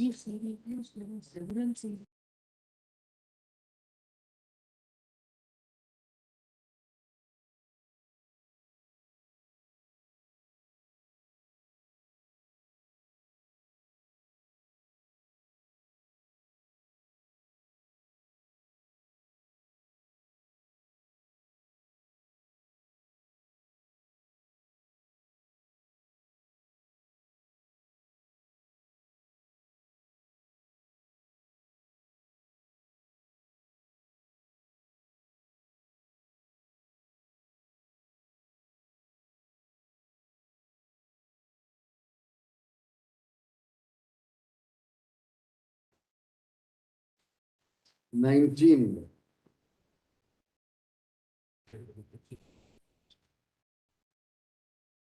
Section 4 of the Act empowers the administrator to authorize such person as he thinks fit to also exercise all or any powers exercised by him under the Act, with certain exceptions. And different persons may be authorized to exercise different powers. Section 4(5) states, any person authorized by the administrator to exercise any powers may exercise those powers in the same manner and with the same effect as if they had been conferred on that person directly by this Act and not by way of authorization. After having heard the argument of Mr. Daftari, we are not satisfied with the delegation of power conferred by Section 4(4) and 4(5) goes beyond the permissible constitutional limits. Delegation with the administrator is necessary for the volume of work entrusted to him. Absence of such power might seriously impair administrative efficiency. Section 4(4) contemplates that the administrator may authorize such person as he thinks fit, etc. It must be assumed that the administrator will delegate his authority only to competent and responsible persons. It was then said that the provision that part is upheld. It was then said that the provisions of Section 5(1) conferred wide and uncontrolled power without any guidelines and was capable of being used with arbitrary discrimination. But Section 5(1) requires that the administrator should have regard to the policy of the Act in making his orders. His orders should be made within the framework of the Act and should not be inconsistent with the provisions of the Act. As regards 5(2)(a), the argument was that unguided power is conferred upon the administrator as delegate to regulate or fix the price at which any gold, whether it's primary gold, article, or ornament, should be sold. As a power to fix the price may also be exercised not only in respect of primary gold, but also in respect of articles and ornaments, the business of the petitioners and similarly will be adversely affected. But the section provides the safeguard that the regulation of the price should be made by the administrator after consultation of the Reserve Bank of India. It is argued that the phrase, so far as it appears to him to be necessary or expedient for carrying out the provisions of the Act, was a subjective formula and action of the administrator in making the orders under 5(2) may be arbitrary and unreasonable. But in our opinion, the formula is not subjective and does not constitute the administrator the sole judge. On the contrary, we hold in the context of the scheme and object of the legislature as a whole, the expression cannot be construed as objective. But all this has been upheld. Then kindly come to 20. So they discuss each provision and say, no, this is permissible, this is canalized, this is guided. Now kindly come to paragraph 20. It is manifest upon a review of all these provisions that the power conferred upon the administrator under Section 5(2)(b) is legislative in character and extremely wide. A parallel power of subordinate legislation is conferred by the central government under Section 114(1) and 2. That is extracted above. But Section 114(3), however, makes it incumbent upon the central government to place the rules before each House of Parliament while it is in session. It is clear that the substantive provisions of the Act, namely 8, 11, 21, 31, 34, confer powers on the administrator similar to those contemplated by Section 5(2)(b). In these circumstances, we are of opinion that the power of regulation granted to the administrator under Section 5(2)(b) of the Act suffers from excessive delegation of legislative power and must be held to be constitutionally invalid. Then we now come to Section 27 of the Act, which relates to licensing. That is dealt with. Both these cases are pertaining to delegated legislation. Yes, Both these cases are pertaining to delegated legislation. where the essential, No, here it's not a 26(2). 26(2), it's not a quasi legislative power. Quasi legislative. It is executive power conferred upon both RBI and central government. RBI to recommend, central government to notify. So Parliament can do it itself, as it did in 46 and 78. Instead of Parliament doing it, it has now conferred a power upon the RBI and the central government. Leave out the first argument. Let's take only the second submission of that. Is that power on the RBI and the central government unguided, uncanonized? That is So the according to you, the discretion which is vested with the central government and with the RBI to make recommendations is totally unguided, uncanalized, and Where is therefore the it guidance? can be exercised in an arbitrary manner. Where is the guidance? That is different from saying these are all where essential legislative powers are given to an administrative authority. And it was held to be uncanalized or abdication of legislative power in these judgments. But now we are looking at a substantive legislation under section 26. Therefore, these judgments may not be apt. Look, I'm relying upon the last sentence in paragraph 20. The power of regulation granted to the administrator under section 5(2)(b) suffers from excessive delegation of legislative power. Substitute the word regulation. We are of opinion that the power of notifying the currency notes which should be demonetized, that is the power conferred by Parliament upon the RBI stroke central government. That must have some guideline. No, but Here it is in a substantive legislation under section 26. Yes. These are judgments where essential legislative power has been delegated and therefore they suffer the vice of excessive delegation in these two judgments. Well, in That is different. that is the earlier sections. Earlier sections. Is without guidance. What my lady is saying is applicable to the earlier sections where they upheld the power. They say there's enough guidance. When it comes to 5(2)(b), now kindly see, Marat, section 5(2)(b). Kindly see section 5(2)(b). Kindly come to paragraph 5 at page 173. I'm sorry. Section 13. 5(2)(b), where is that structure? At page 171. Page 171, foot of the page, section 5 confers power on the administrator to issue directions. Then 2, the administrator may, so far as it appears to him to be necessary, regulate after consultation with the Reserve Bank of India the price at which any gold may be bought. This is legislative power conferred on the administrator to regulate after consulting the RBI. Substitute the word regulate by a word demonetize. The government may demonetize after consultation with the Reserve Bank of India. 5(2)(b) is essentially legislative power conferred upon, to regulate, conferred upon the administrator. Now the last sentence of paragraph 20, in these circumstances, we are of opinion that the power of regulation granted under 5(2)(b) suffers from excessive delegation of legislative.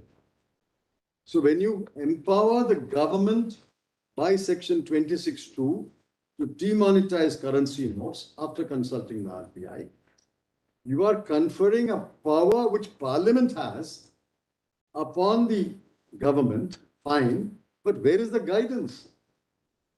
Squarely, the last sentence of paragraph 20, read with the language of 5(2)(b), will apply to our case.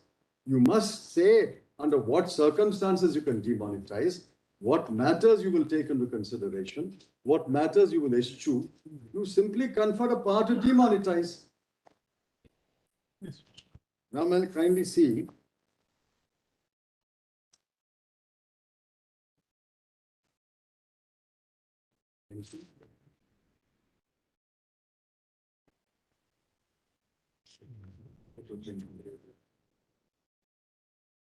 Now kindly see paragraph 28 where they conclude the judgment.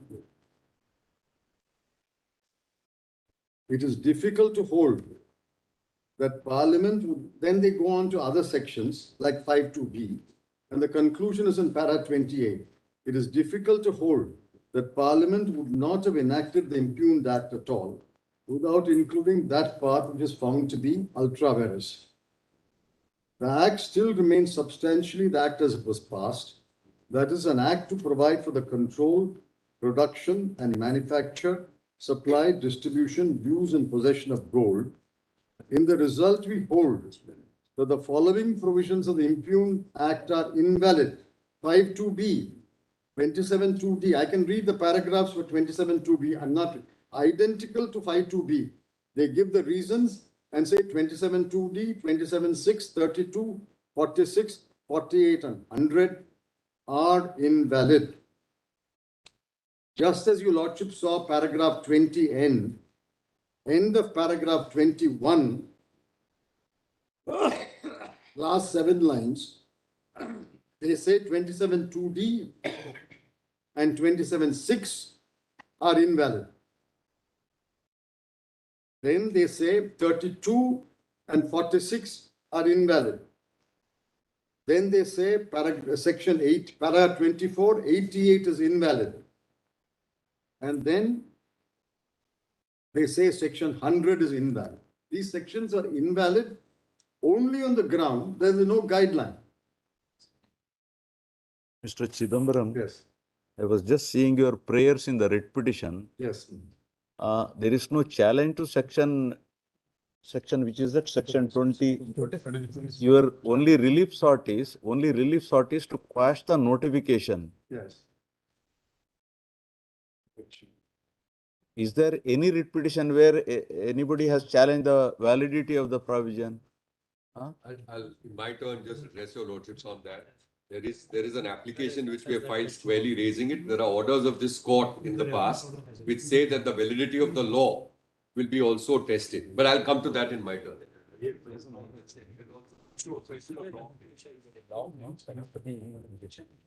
Well, I have challenged it squarely in Adil Alvi prayer B. Writ petition 916. We have 906. We have 906 with us. No, if you are challenged, fine. I'll read the prayer aloud, my lord. Just a minute. Prayer A is declare the notification of 811 ballot. Yes. Prayer B, declare subsection 2 of section 26 as ultra vires the constitution. Fine. That's The prayer is there. Therefore, I close on this point. If alternative submission 26.2 is not read down, it is invalid. The section is invalid. There are no guidelines at all.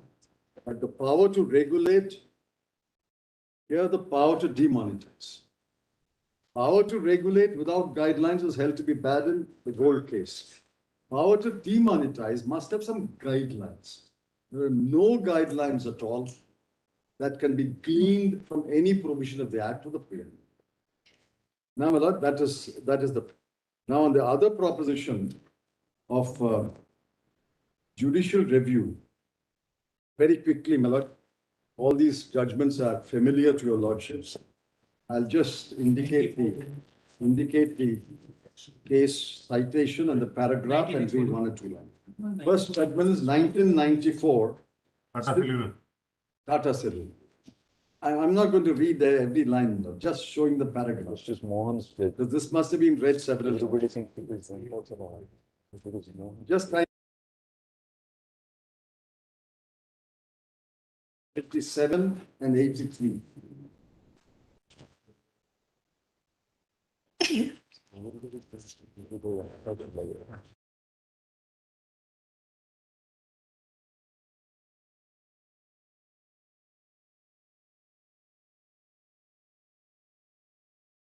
'77 and 83. Judicial reviews concerned not with the merits of the decision, but the decision-making process.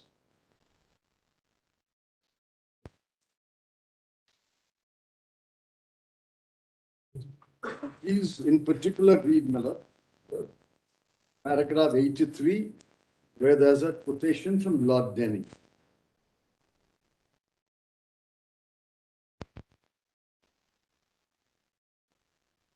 I'm not reading the paragraphs. The decision-making process may be carefully examined.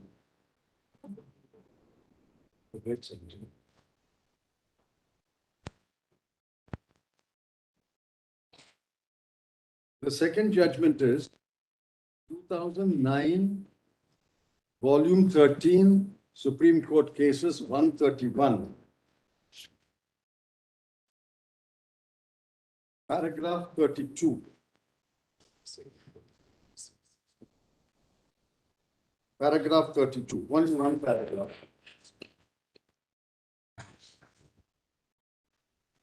There is a recent judgment by Justice from the same in 2016-17, which says that the law is laid down in Tata Cellular. Yes. And therefore reference to all other judgments either explain it or reiterate. And therefore what holds still the field is Tata Cellular. That is true. I rely upon Tata. Just one sentence. He has deprecated practice of in judgment citing so many judgments after 1994. Only if it adds value. I'm only citing a judgment which adds a little value. Look at paragraph 32 of this second judgment. Indisputably, there exists a distinction between a decision-making process and the merits of the decision. Whereas in the former, the court would apply the standard of judicial review. In the latter, it may enter into the merit of the matter. Even in applying the standard of judicial review, we are of opinion.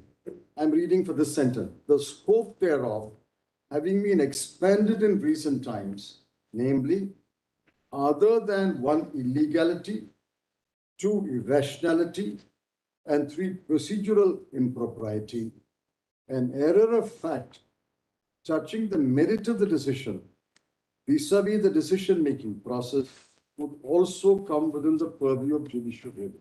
If you make a made a completely wrong fact, the foundation is knocked out, that can be corrected in judicial review. You can't build a case on a patently false fact. It's only, it adds value, I'm citing it. The judgment is 2012, 3 Supreme Court cases, page 1, the 2G case.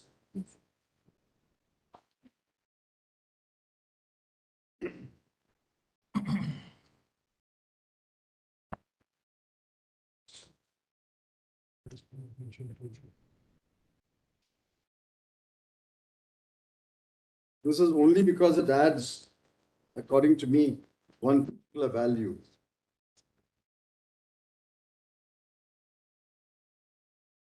Now, please see para 97. I'm not reading all of it. How the court approached the decision-making process. Because I want to apply this standard to our case. The exercise undertake paragraph 97. The exercise undertaken by the officers of the DOT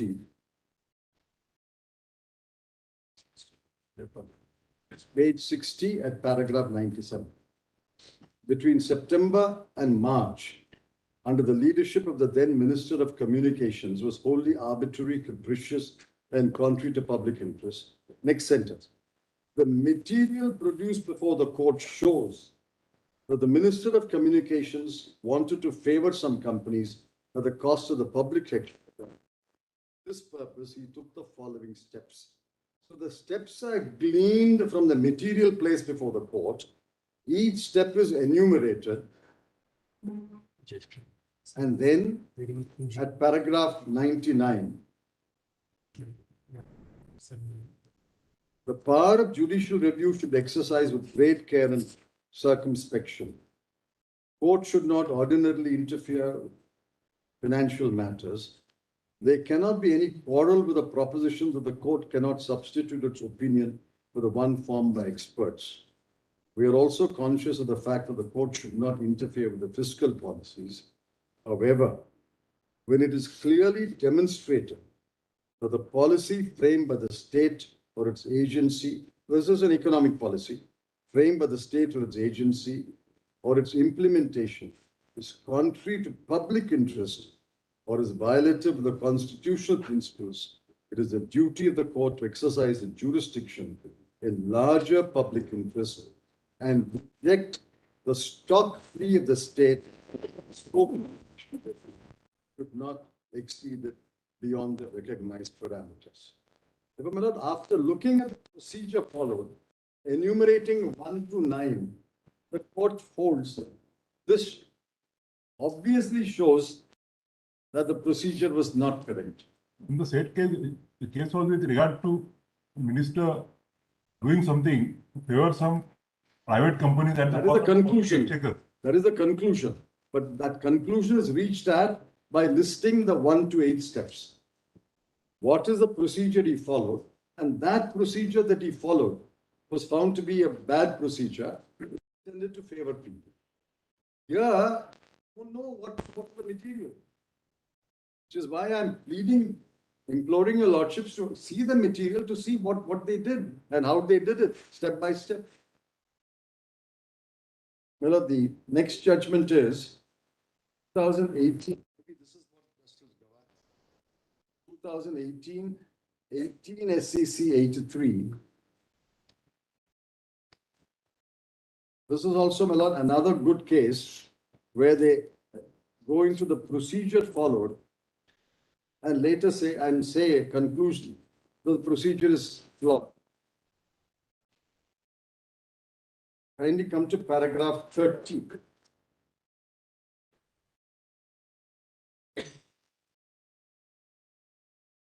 Paragraph 30 at page 98.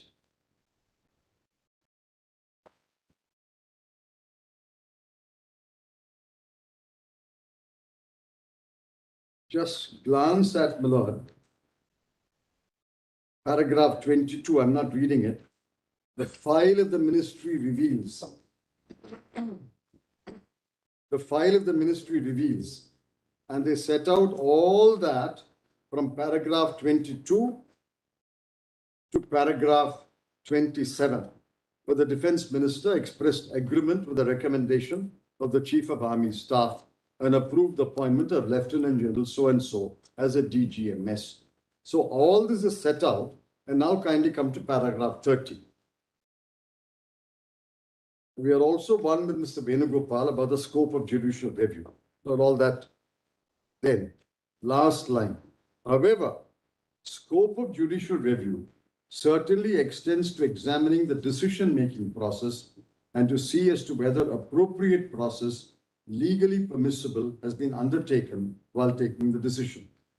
While undertaking this examination, the court can deliberate and ensure that all relevant factors are taken into consideration and correspondingly no irrelevant considerations have crept in the decision-making process. These are, among others, the accepted norms of judicial review. After all, discretionary powers conferred on the administration cannot be unguided. No doubt in such matters, the discretion exercised by the authorities is to be generally accepted. This does not, however, mean that there is no control over discretion of the administration. All powers have legal limits. There is distinction between decision-making process and the merit of the decision, whereas in the former, the court applies the standard of judicial review. In the latter, it enters into the merits of the matters. Then Lord Hailsham is quoted. Then kindly come to the conclusion at page 35, paragraph 35.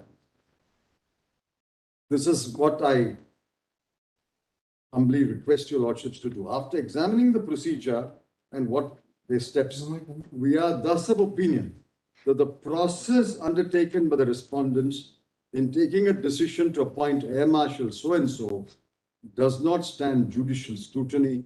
We are constrained to set aside the plan.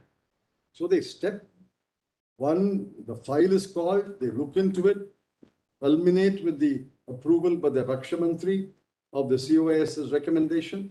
After examining the procedure followed, they say this is bad. The last judgment was the last one. 2020, I'm only adding a judgment which adds some value. 2020, volume 10, Supreme Court cases 274. This is, my lord, Justice Ramasubramanian is the author of the judgment dealing with cryptocurrency. Now, there are a number of paragraphs. I'm not going to burden your lordship with all the paragraphs.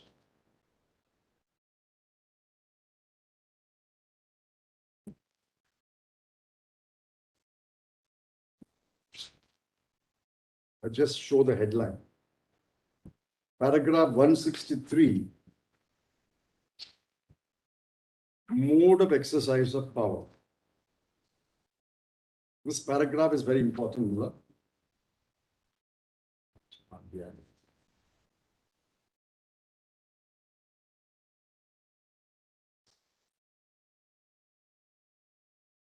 That takes us to the next question, whether the power is exercised properly in a manner prescribed by law. The argument, Paragraph? paragraph 163 at page 366.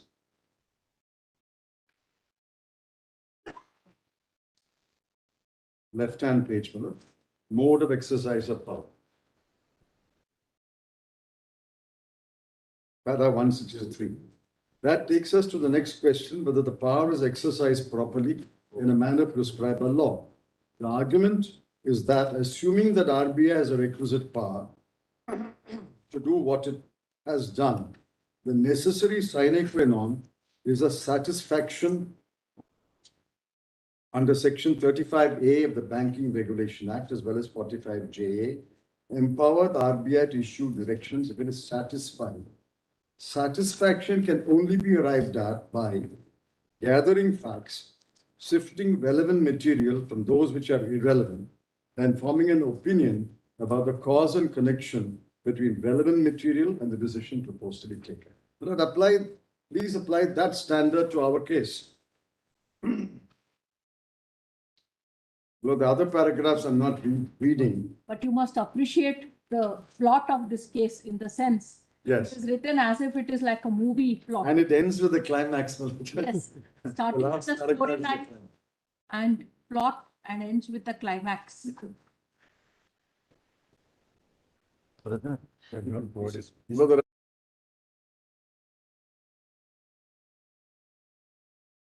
brother is saying that is there a Bahubali part 2? Well, kindly come to paragraph Holding the plot. 207.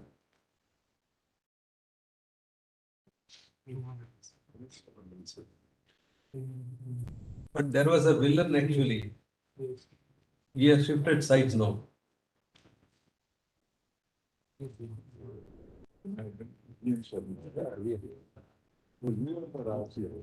Oh, yes.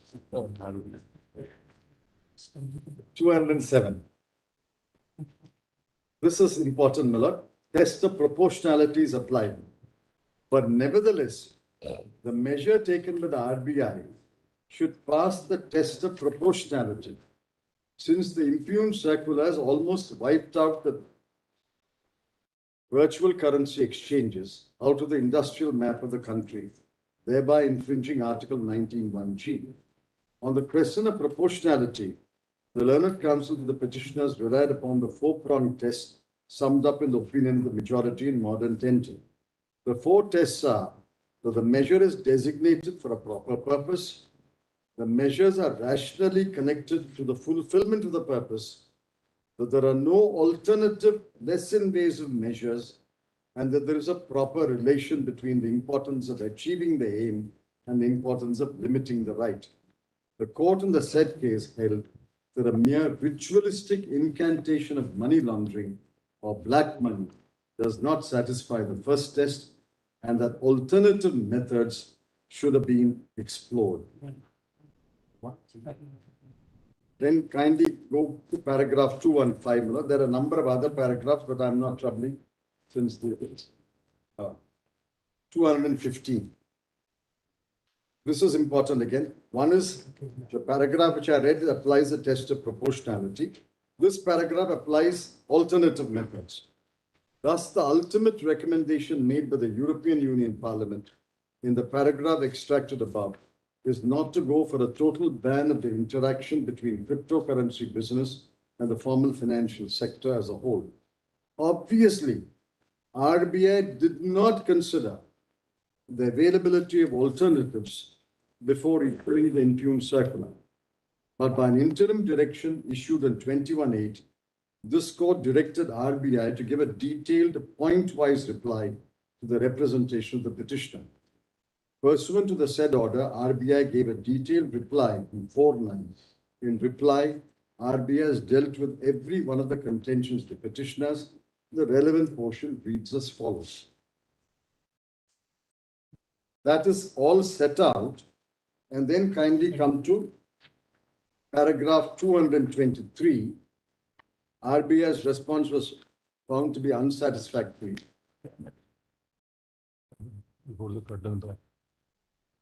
223.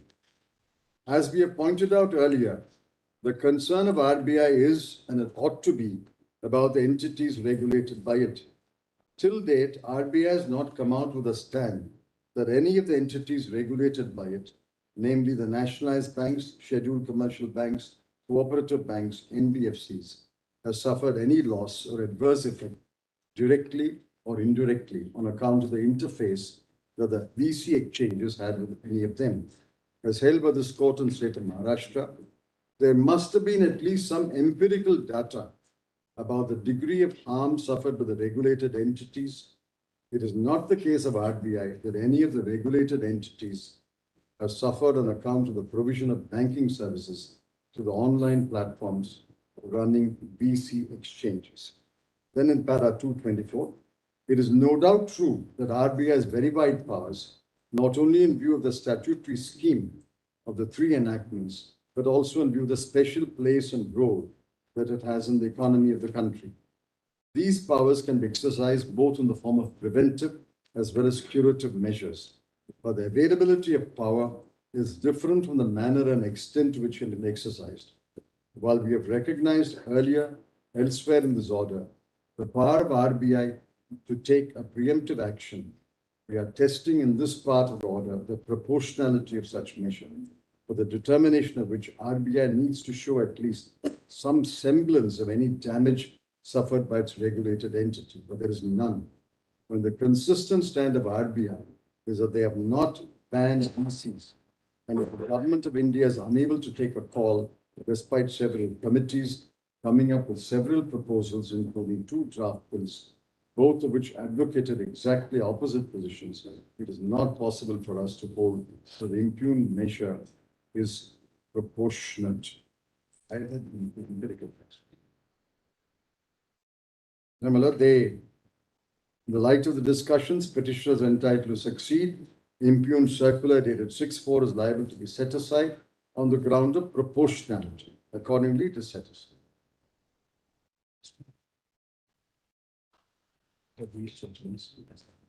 Well, the final judgment is Swami, 2019, 1 SCC, page 1.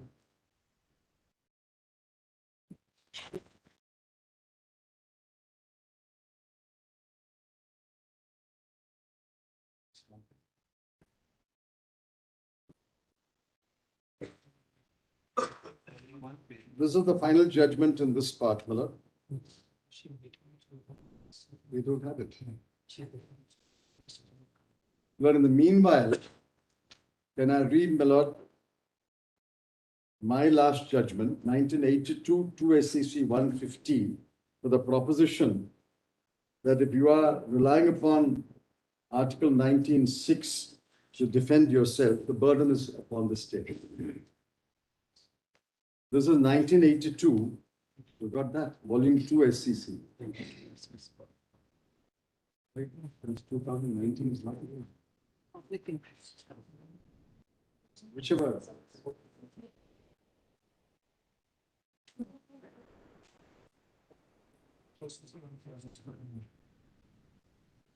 (1982), madam. 1982.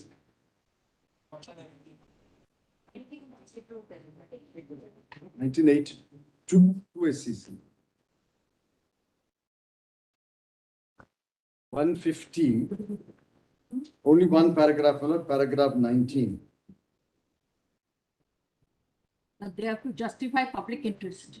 They have, the burden is on them.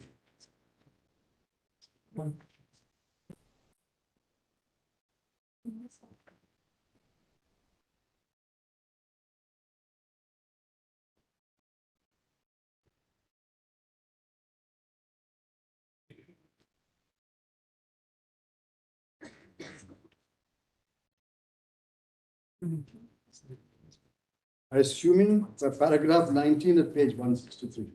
Assuming that the impugned notification making it obligatory to grant rebate for binding material when sugarcane is brought bound in bundles to the extent prescribed in the impugned notification does impose a restriction on the freedom to carry on trade.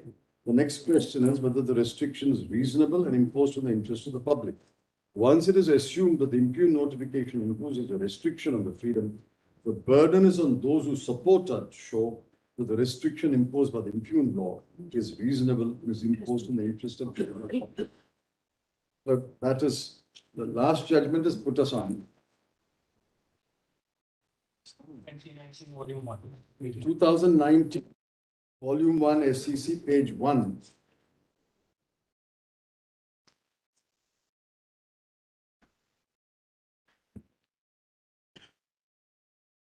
This is the lead judgment, my lord, Justice Sikri.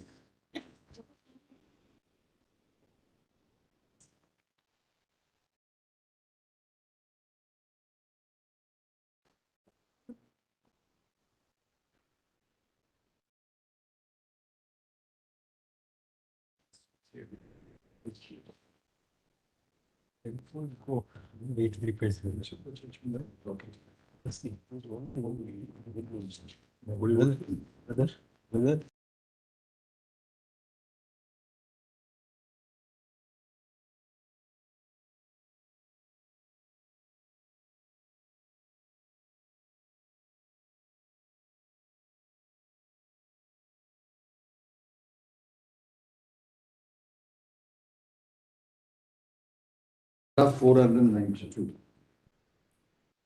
Nobody would keep black money in the blank bank account. Page 475, paragraph 492.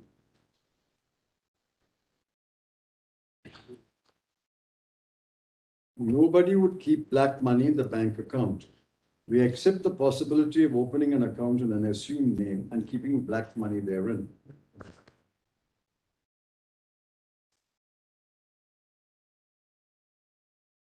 My lords have the book. Yes.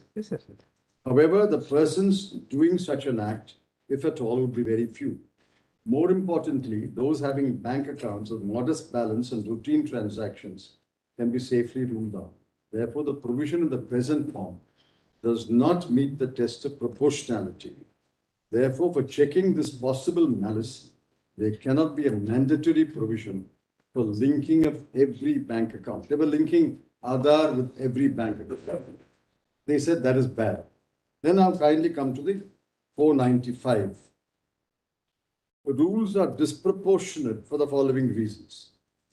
One, a mere ritualistic incantation of money laundering, black money, does not satisfy the first test. No explanations have been given as to how mandatory linking of every bank account will eradicate the problems of money laundering and black money. There are alternative methods of KYC, which the banks are already undertaking. The state has not discharged its burden as to why linking is imperative. We may point out that RBI's own master direction allows using alternatives to Aadhaar to open bank accounts. 496, there may be a legitimate state aim for such a move as it aims at prevention of money laundering. However, there has not been a serious thinking while making such a provision applicable for every bank account. Maintaining bank account in today's world has almost become a necessity. All that is set out in the last 4 lines of that para. There should have been a proper study about the methods adopted by persons who indulge in money laundering, kinds of bank accounts which such persons maintain, and target those bank accounts for the purpose of Aadhaar. It has not been done. We thus hold amendment to Rule 9 or the 7th Amendment rules to be unconstitutional.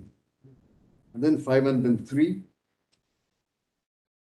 we are of the opinion that although such a circular lacks backing of law, it fails to meet the requirements of proportionality as well.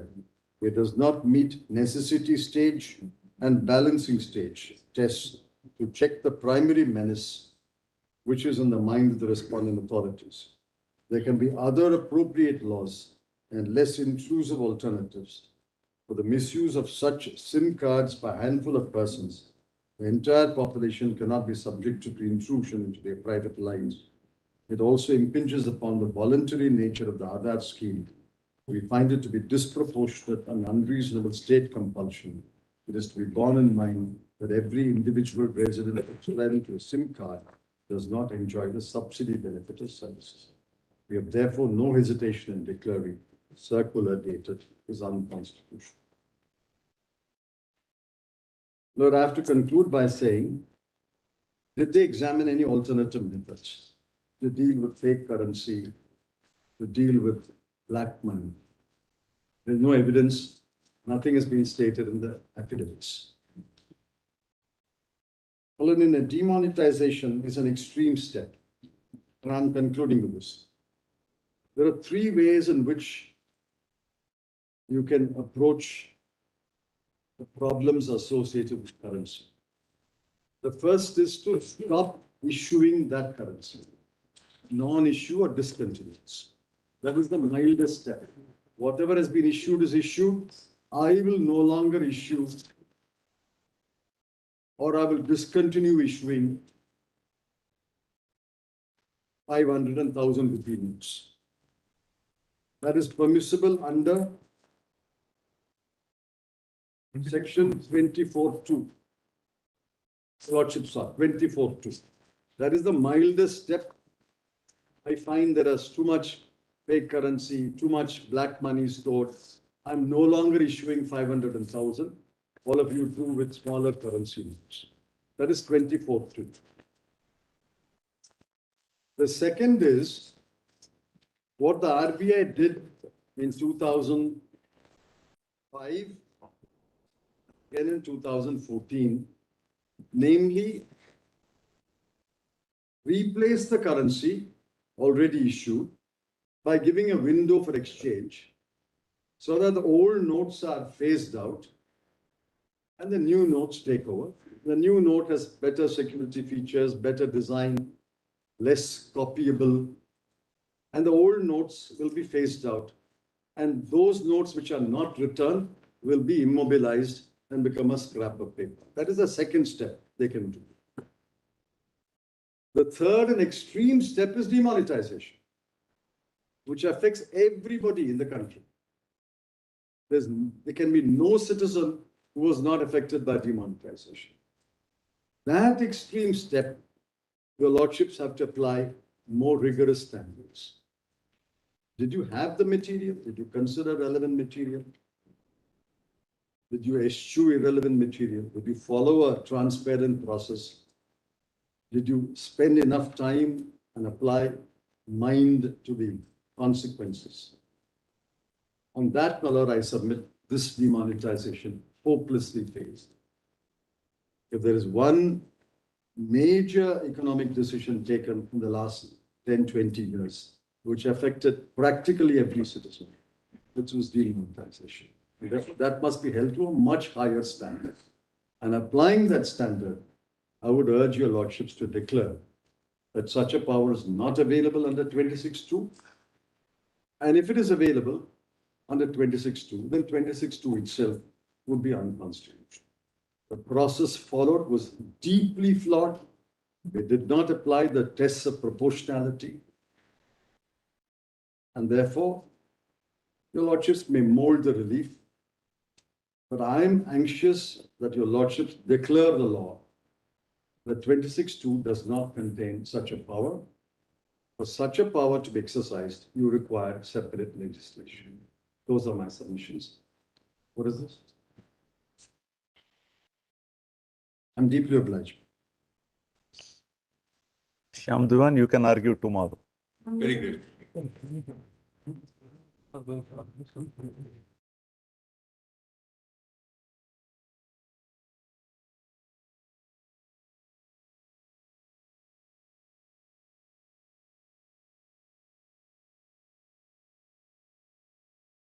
is empty. What does he want? The demonetization has held 6 years back.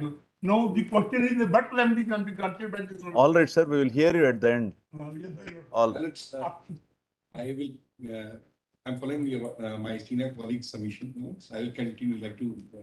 Let us see tomorrow. Let us see tomorrow how things take shape. Because I'm on the legal issues only. All right, we will permit you, sir. No problem.